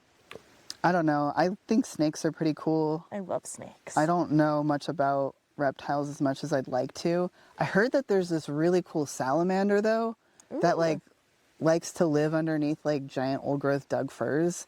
So I'm hoping that I'll find one. Maybe we could see one. Yeah, Oh, that would so- be awesome. The slender salamander, a little bird just told me. Okay, who is a musical artist that you really like listening to right now? Oh, Band, person, whatever. I'm gonna go with Radiohead, and that's only because I've been listening to these like binaural beats recently, and I figured out that I'm pretty sure one of their albums is in the same frequency that like helps me get to sleep, and that's why I like Whoa. it. It's calming and relaxing. I bet like all the Radiohead fans listening right now are like, "Oh my god, I've been trying to tell everybody that for years." It's science. Super nerdy, yeah. Okay, what's your favorite tree species? Ooh, oh man, that's a really hard one too. know. But I'm just gonna go with hemlock. Western hemlock is like, I'll just say right now it's my Shout favorite out tree. hemlock. Right now, I do have a tattoo of it, and I was showing everyone earlier because I was like, look, this is what a hemlock looks like. It's funny, I have huckleberries, and people were like, "Is this a huckleberry plant?" And I was like, "I don't know, is it?" But yeah, Western hemlock, they're so cool. They grow on nurse logs and nurse stumps. And when the stumps and logs go away, the roots don't like magically fall down, or like it's not like the tree lowers itself. And they'll have these like octopus looking like legs that come down into, and it's just air. So cool. It's the weirdest thing, and they're the coolest. And they're epiphytic, so they're epiphytes. They grow on other things. Oh, okay. Very cool. Okay, this is the last one. I'm so excited for this question. Would you rather be tiny and hang out under a normal-sized mushroom, or normal-sized under an exceedingly giant mushroom? What kind of Take your mushroom? It's your world. There's a lot of really cool mushrooms that would be fun to shrink down to. I think I would like to shrink down, and that's only because I'm into lichens and other bryophytes and stuff like that. So I think it would be really fun to get to see them as bigger and get to know them better. I kind on a of feel like that was going to be scale. your answer. And Yeah. then you could ride a newt. Yeah, Don't touch yeah. their belly, because it's poisonous. Venomous? Poisonous. Poisonous. Ingested. Poisonous. But you could ride one. Well, is there anything, thanks for answering those. Is there anything else that you want to share while we're out here in this amazing space? And just, anything else you want to say? The public commenting period for the roadless road, or roadless, The roadless road. the Roadless Act repeal is going to be coming up soon. And, maybe sign up for Oregon Wild's newsletter or Cascadia Wildlands or any local advocacy group wherever you're from. We will have those linked. Yeah, because we need as many people as possible to comment on this and tell them it's a bad idea. We need these areas. A lot of them are relatively small, but they are unique and special, and there's a reason they exist, and there's a reason they're being protected. And help everyone out. Help Save the yourselves trees. out. Save the trees. Well, thank you so much, Misha. That was Absolutely. awesome. Thanks for having me. I really liked especially that last question with Misha. I was so excited to ask it. And if you're curious what my answer would be, I would want to be small, but I would want to have a cutoff time, like maybe 20 minutes, because I don't want to get eaten by a snake. That's my answer. Well, it wouldn't be a truly advocacy themed episode if I didn't talk about the specific attacks that are happening or have happened on Crabtree Valley, because it's important for context for why we're all there. Due to logging expansions in the American West, old growth trees like Crabtree Valley are no stranger to threats. It's amazing that we even have these old trees like King Tut, who has been documented from a few different accounts as being nearly 1,000 years old. While I won't go into the entirety of its history, I just want to touch on it for a few moments before our last interview today. In 1982, a newspaper article by Andy Kerr titled "A Decade's Effort Nears Completion" discussed some of the prior individuals who worked hard to protect Crabtree Valley. They wrote, "But two individuals are true heroes in the fight to protect the 900-year-old forest.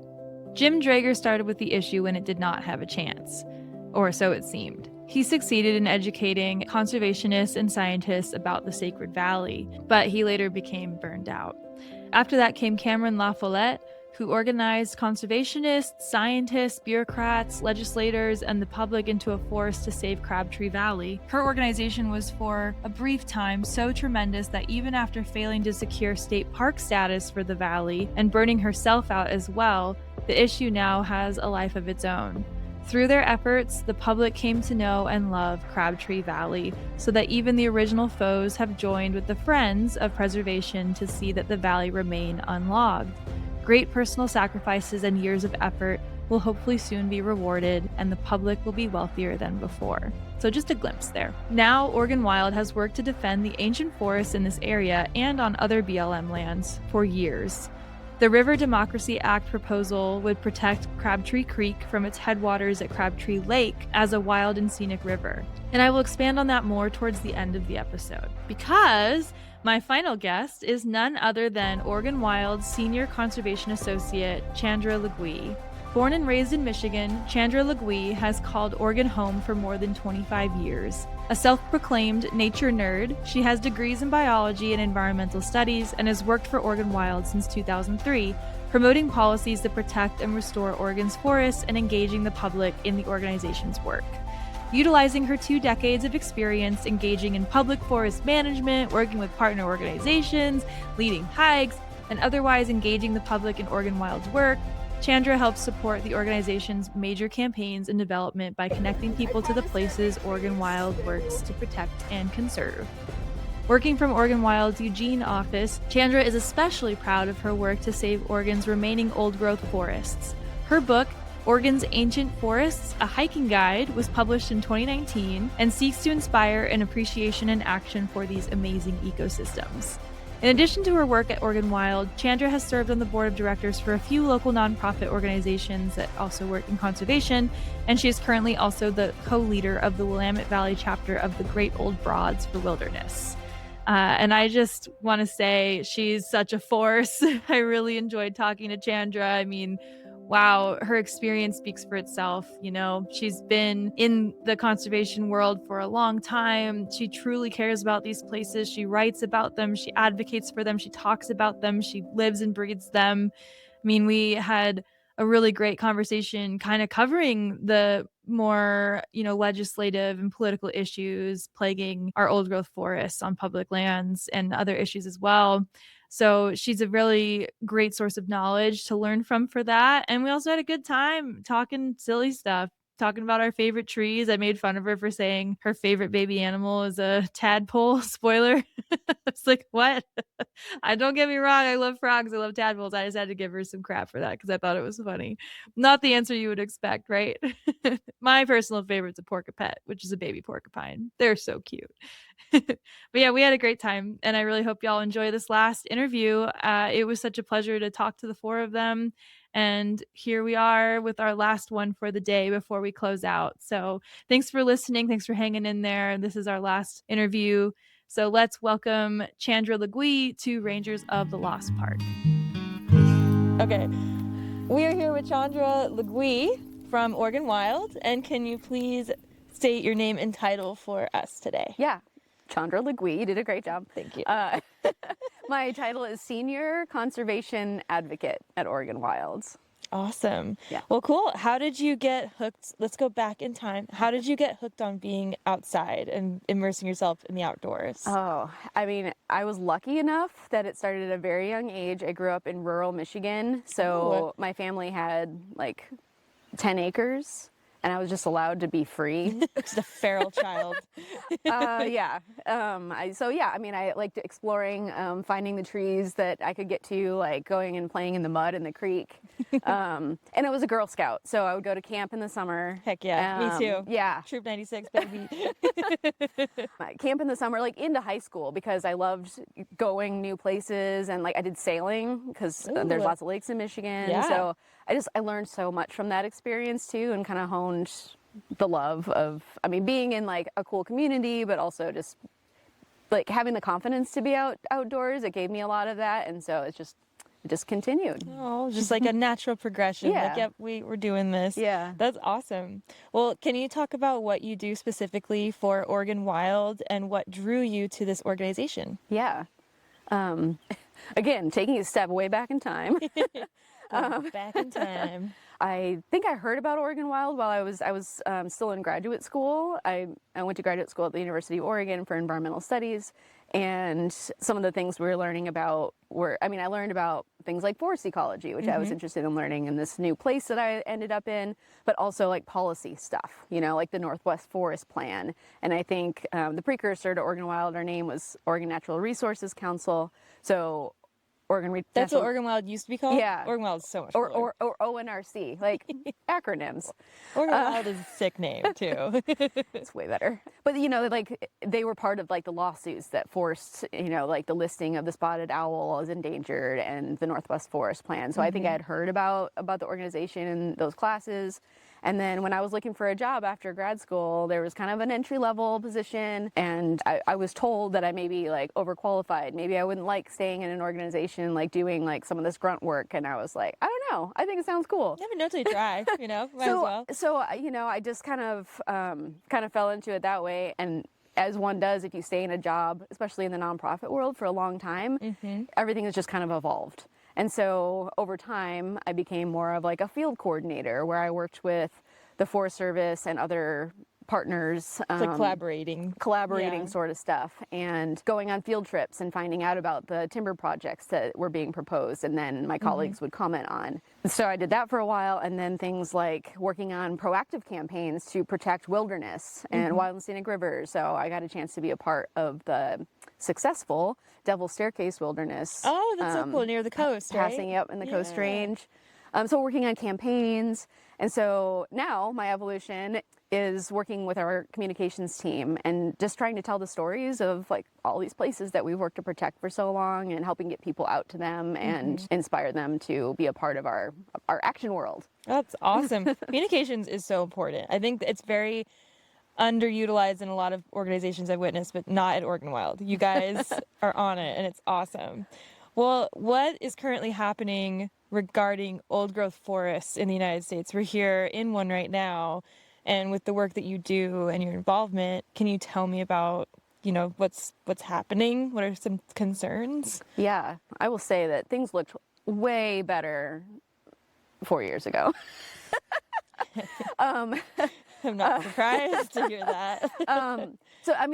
Context, we don't have very many old growth forests left in this country. Yeah. And that's like starting on the East Coast with settlement, cities growing, cutting down trees to build cities, right? The forests, railroads, the forests were a great resource.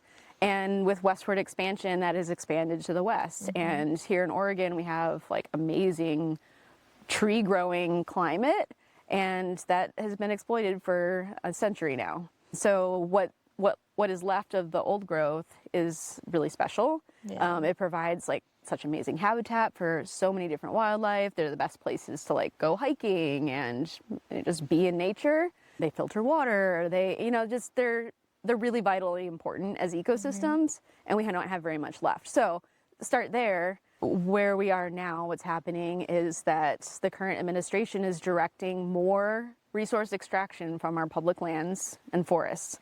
So basically saying that the most important thing that we can get from our national forests and other public lands is timber. And we all know there's so many other things that are important about these forests. And so what we're facing is pushing back against policies that are putting that, timber dominance on top of the existing laws and policies we have.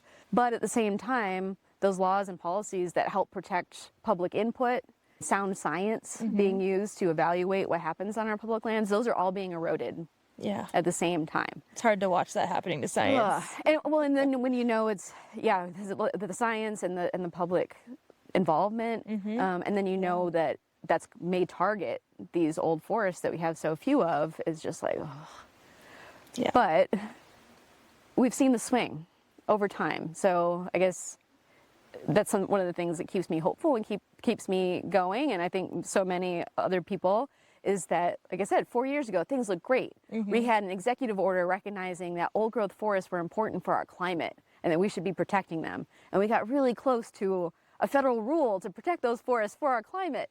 And so that felt great. And I feel like it'll come back. Yeah. You know, we keep these forests standing, there's still a chance to protect them in different ways. I really admire your optimism with that too, because we need that energy. I mean, and it doesn't mean like, oh, we don't need to do anything because it'll get better. It means that like, as long as we are working hard to stop this kind of stuff from happening, you know, extraction that's unnecessary and just is brutal to our really important resilient ecosystems like old growth, you know, it's, yeah. So I'm with you on that. I keep the smile on my face. Yeah.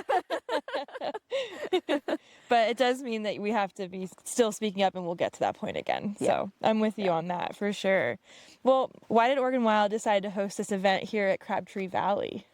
Well, Crabtree Valley is a pretty special place. Yeah, please tell me about it. What is so cool about this place? Well, it's like a little, almost like pocket wilderness. It's only about 1,000 acres of old growth forests that's been, you know, surrounded by logging roads and past logging, and it's on BLM land. So BLM doesn't really manage big tracts of old growth forests. So it makes it unique in that way too. I started coming here about almost 20 years ago when the BLM was revising their management plans, and we were a little worried, like, could it lose protections with a new plan? It's actually exactly where we are right now, speak of the swings. But it does have some protections under the BLM's plan.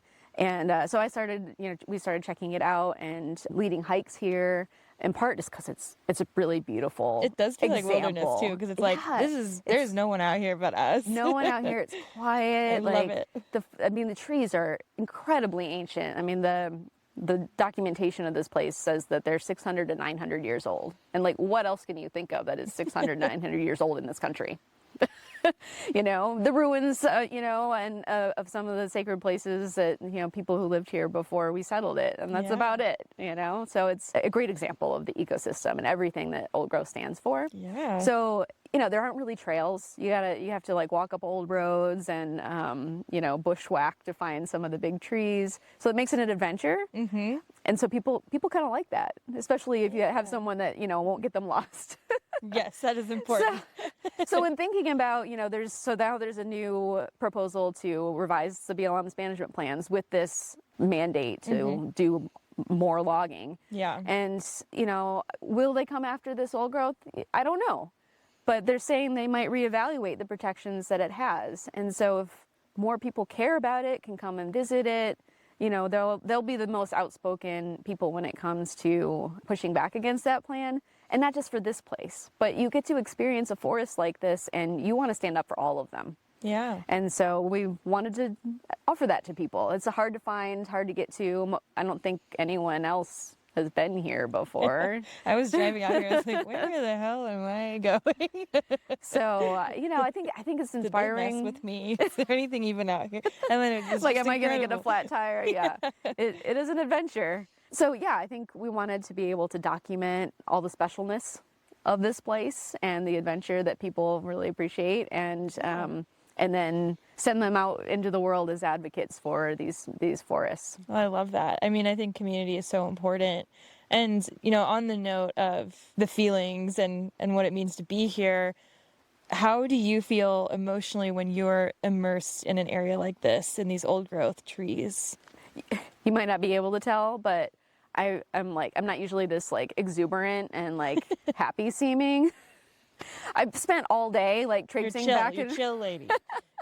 I've spent all day traipsing back and forth to like this amazing stand of old growth trees and showing people and looking at the mosses and the mushrooms, and so it makes me happy to be in places like this. Oh, yeah. I love that.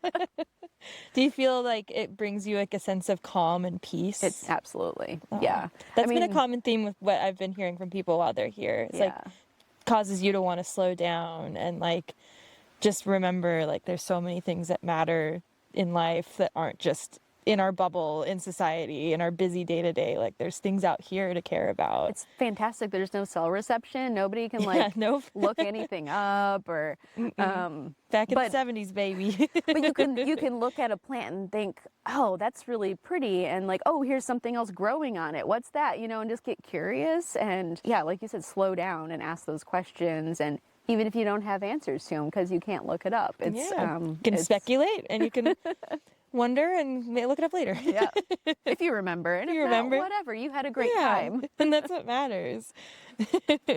Well, on the other side of this, what would it mean to you to lose a place like this?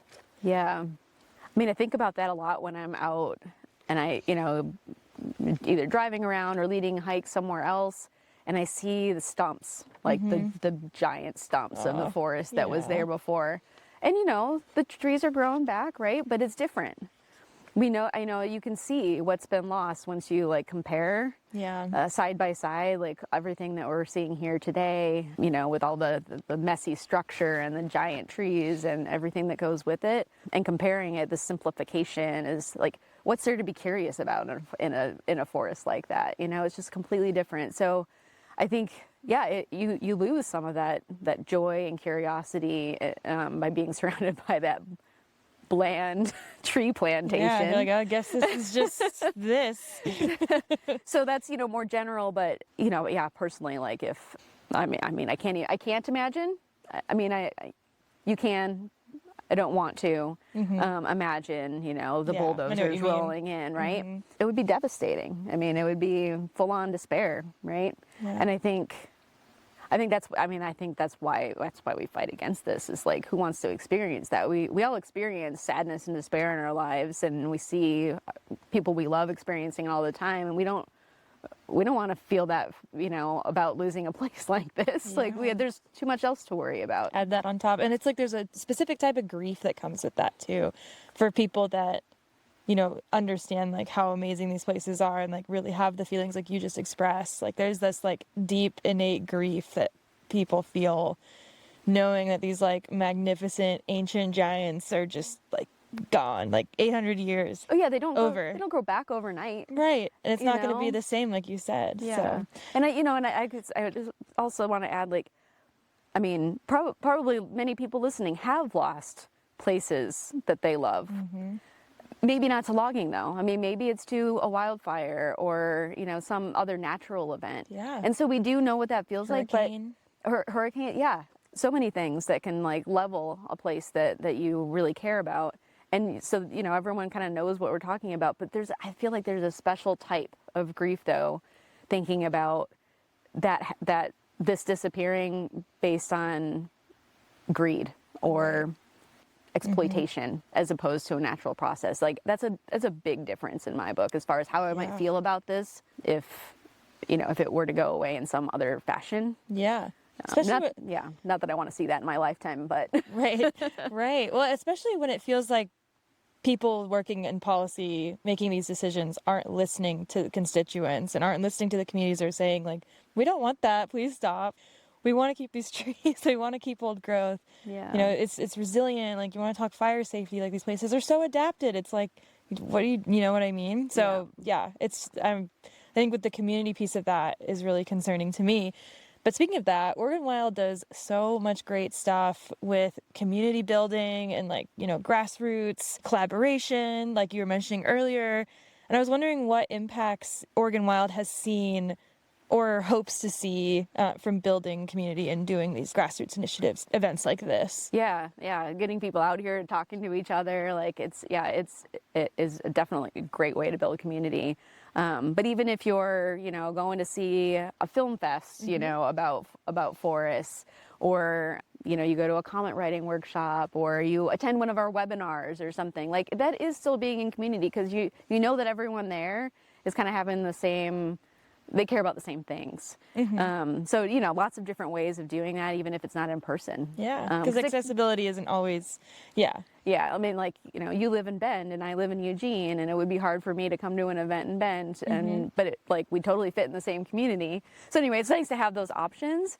But I mean, what I see Oregon Wild getting out of it and I see growing is this sort of empowerment of the people who care about the natural world. Yeah. It can, I mean, we've been talking about despair and grief, like seeing some of this stuff happen around us. Right. And if you don't have, you know, some people to like feel those feelings with or take action with, that can really get you down. And I see feeling alone and just like unseen. yeah. So, you know, being able to like learning more about the issue can then lead you to empowerment. It's not, you know, it's not like I like that. just getting you down like by learning more.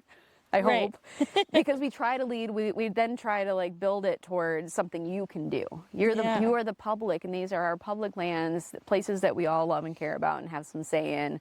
Here's how you can do it. And I think that empowerment really does fight the despair. And That's so amazing. That's actually a really great segue to my next question here, which is, how do you personally, Chandra, manage to find joy while still staying informed despite all of the grief and crazy feelings and things happening? Yeah. I mean, I think we've already hit it. It's having the community of people, whether it's in my case, my coworkers, other organizations working towards the same goals of protecting nature, but the people who, you know, come, you know, to us or, you know, are working in similar ways because they care. And just like seeing the joy on people's faces being here, you know, it definitely keeps me going. And then just being here, like we started with, you know, it's you have to have the experience of all this green, the sounds of nature. It is so green. To be motivated to continue the work. So yeah, that brings a lot of joy into my life. I love to hear that. That's amazing. Yeah. You too, I'm sure. Yeah, going outside is like the anecdote, like or antidote, whatever the word is. It really helps cure so many things. Like if I don't for a while, I'll start to feel like really like pent up and just like anxious. And I think like, when's the last time I went on a hike? Like maybe that's just what I need. And then I go for a hike and I'm like, I'm good now. Yeah, that'll last me a couple of days at least. It's really rejuvenating. Well, I wanted to do a fun segment, speaking of joy, before we go. And they're just some little quick questions. So short answer. Are you ready? Got a couple here. Okay. The first one is coffee or tea? Coffee. Oh, me too. I love coffee. What's tea? Are you coffee or tea? Coffee. Coffee. Okay, we're all coffee here. Astrological sign. Scorpio. Ooh, she's spicy. Okay, favorite tree species. I don't do favorites. One that you really like. I'll say the Sitka spruce. Oh, that's my favorite. Oh. I love the Sitka spruce. Can climb it so easily too. Oh, Got like the octopus arms. I've never tried. They're so prickly. They are prickly. Yeah, I didn't say it wasn't entirely without injury. But I love mushroom hunting on the coast, and Sitka spruces are there to me keep too. you company. So Love it. Favorite post backpacking or hiking meal? ooh, I'm a fan of pizza. Me too. We have so much in common. That's my go-to. Everyone's like burgers. I'm like, nah. Give me the most cheesy pizza I can get my hands on. All the carbs. All the carbs. Cutest baby animal in your opinion? Oh, I haven't seen them all. Something that has fur or down. I mean, I don't. There's no pressure. You're not under a gun. I will not judge your answer. You know what I like? I like baby animals that essentially look like the adults but tiny. No. So like maybe I don't know, like little frogs before they grow bigger after they've. That's the worst example because they're like tadpoles. They don't look like frogs. Aren't there some frogs that are little and then grow? There's They get literally bigger? so many things you could have said. You chose tadpole and frog. Fine, tadpoles. Those I are my love how I favorite said I baby wasn't going animal. to judge you, and I just totally judged you. What was it? Tadpoles. Those are my Okay. favorite baby animal. Just Underrated. Okay, wildlife you get most excited to see in the wild. That you're like, oh my God, I saw this. I mean, I know they're kind of common, but osprey. Oh, I love osprey. like I can't believe I haven't seen one here yet. that's a good point. So Or many fish eagles jumping. or- Yeah. Hmm. Maybe we're just being too loud. They're like, But stop laughing. They're just beautiful flyers, and they're kind of acrobatic and yeah. Oh, I love that. That was great. Well, thank you. That was Okay. really fun. We're not done yet. Last thing here is what is a call to action? Like, how can people get involved and help protect places like Crabtree Valley and these amazing old growth forests from the people trying to take them down? I mean, keep track of Oregon Wild on social media, on our website, get on our email list. We send really well-informed alerts to let people know like some of the background of what's happening and what's happening right now and how you can take action.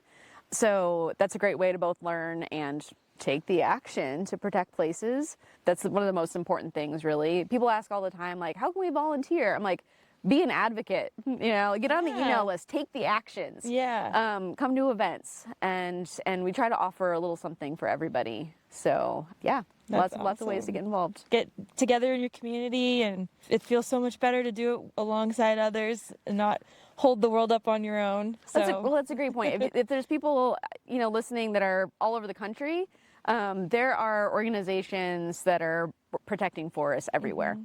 Look up, in your local area. Like I know personally places in Vermont and South Carolina and Kentucky and standing trees in Vermont. Exactly. Awesome. So look them up, and they're doing similar work. We collaborate a lot behind the scenes so that everyone knows sort of what's going on and how we can support each other. And that's what the community is all about. I love that. Well, thank you so much, Chandra, for doing this. That was super fun and very informative, and I really appreciate your time. High five. Yay! Well, there you have it. 4 amazing interviews with 4 amazing people. And I want to thank Chandra again for talking to me, because we had a really great conversation and it was so informative and fun, and that's everything that I love in one thing. So it was great. Going back to community, though, this was incredibly rejuvenating for me as somebody who really craves community. I feel like I talk about it a lot. I'm constantly advocating for it. And because I had this amazing opportunity, I was able to actually go out and be a part of something and feel incredibly fulfilled at the end of the day. I gotta tell you, I can't even begin to explain how incredibly close now I feel to that landscape. Not just Crabtree Valley, but yes, Crabtree Valley, but also to other old growth forests. I mean, I'm very nature oriented. I love being outside. I love hiking. I love being in the woods, but I think it's so different when you have this intimate intention with the area that you're in, with people who are very like-minded and also really care. It's honestly pretty hard to explain in full, but that's why I can't stress enough that it's so important to go out and access these places that aren't guaranteed to be protected. If you have the privilege of accessibility to public lands and areas that might be under threat or vulnerable, I highly encourage you to go out and experience them firsthand. And if you can do it with others and enjoy it together, it makes a world of a difference. Not just for your mental health, but for everyone's mental health that's involved, and also for your spirit. I think often we forget how connected we are, how interconnected we are with the land, until we're actually really in it and experiencing it off our phones, headphones out of our ears, just listening and enjoying, and we're really feeling what it's like to be out there. So I want to personally thank Oregon Wild for being just so amazing with advocacy and bringing people together and out there, because that's no small feat. And they're not doing it for clout, they're not doing it for clickbait, they're not being preachy. They're doing it because they actually care and they want to promote protecting these places more than anything, and I think that they're doing it right. So whether it's Oregon Wild or a local nonprofit in your area of the United States where you live, or even in the world, because this isn't just an American problem, we also have nature being attacked around the world. But specifically talking about the United States, get involved with a group around you or with friends that you can just go out and really enjoy these places with responsibly. Like I said, it was honestly life-changing, and I'm not even exaggerating it. I mean, it really was. And just being able to sit down and talk with these incredible people and bond and really feel this experience together, honestly, I'm beyond words. It's truly such a beautiful and wild experience that I wish for everybody. And so, what do we do now? As we wrap this up here today, I want to say something that Chandra said, which is that, this 1,251 acres of wild forest is only still standing because of the persistent advocacy of the people who fell in love with it. Specifically for Crabtree Valley, folks can support the River Democracy Act proposal by visiting Oregon Wild's website link, which I'll put in the show notes. Since the revisions to Bureau of Land Management's management plans, which could impact Crabtree Valley, aren't out yet as of this recording in June of 2026, we don't have any urgent advocacy actions for us to take on that right now. However, it is a great idea to collect your thoughts in preparation for writing letters to the editor, sharing actions with your network, and writing comments while the place is fresh in your mind. I mean, it's something that's so scary about public lands and politics is that things can happen so fast. I mean, look at the roadless rule. The roadless rule was put in this Wildfire Prevention Act so sneakily and so seemingly out of the blue. Like it you know, people were really caught off guard by that, by Senator Mike Lee of Utah. And I mean, if that can happen, that means anything can happen. So this kind of, you know, old growth logging initiative BS that is happening with this administration, it could happen at any time. So if you have thoughts about wanting to protect these places and you go out and you experience them, here's some things that you can consider in writing a comment about it, because comments really do matter. They want you to think that they don't, but they do. They really matter. So when writing comments, letters, or posts, consider including how Bureau of Land Management lands are important to you personally. You know, also, I think it's important just to say, like, you really appreciate the rangers out there on the ground doing the work and the people that are field going and are really also immersed in these landscapes. But to focus on yourself mainly, are these lands part of your drinking water? Do they include a favorite place for hunting or fishing or hiking or foraging for mushrooms? Do they form the scenic backdrop of your home or community? How will this new logging directive impact these forests for you? How will you feel? What will you experience? And in addition, consider including some of the following points about Bureau of Land Management plans. Here's a couple talking points. Strengthen rather than weaken protections for old growth trees and stands and those riparian areas again. Recruit more old growth by protecting mature trees and stands. Don't clear cut. You know, leaving 4 trees, they could still say that they didn't clear cut it, but that's crazy. We know that's a clear cut. Ensure the management of these public forests does not increase fire hazards, the spread of invasive weeds, or soil damage and erosion. Maintain and strengthen protections for all existing areas of critical environmental concern, or the ACECs, and meaningfully engage tribal governments and indigenous people to ensure their interests are considered. I think that's one of the most important points you can say. I think that that is a piece that's missing from this episode too. I wish I could have been able to speak to somebody who is indigenous and has deep, deep ties to Crabtree Valley and the land. I think that that's so important to consider them and to advocate for them as well. So that's the least I can do in this episode. And most importantly, give it a visit. Go outside, put it on your checklist next time you road trip through Oregon and look for your next epic camping spot. You know, like there's some cool spots out there.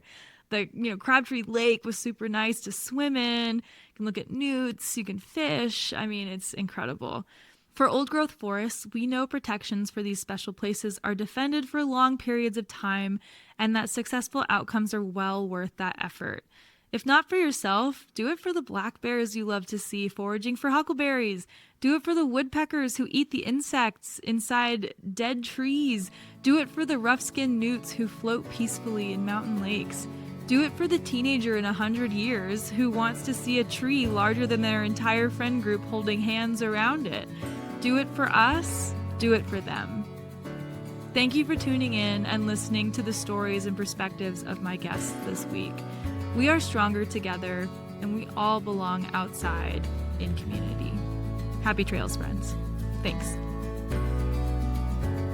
Thank you all so much for joining me this week. If you enjoyed listening to this episode, tune in again next week. Rangers of the Lost Park streams new episodes every Wednesday at 7 a.m. Pacific Time on Spotify, Apple Podcasts, and anywhere you get your podcasts. Please download, subscribe, and give me a review. Check out and subscribe to my Patreon for bonus content and more perks as a Ranger friend. If you want to submit a Ranger Tea story or a cool outdoor story of your choice, please use the listener story form. And lastly, if you or someone you know want to be a guest on the podcast, please use the Submit a Guest form. All forms are in the show notes, and also see show notes for relevant links. Thank you so much for your listening ear and for supporting me. We are Rangers of the Lost Park, encouraging you to Ranger on.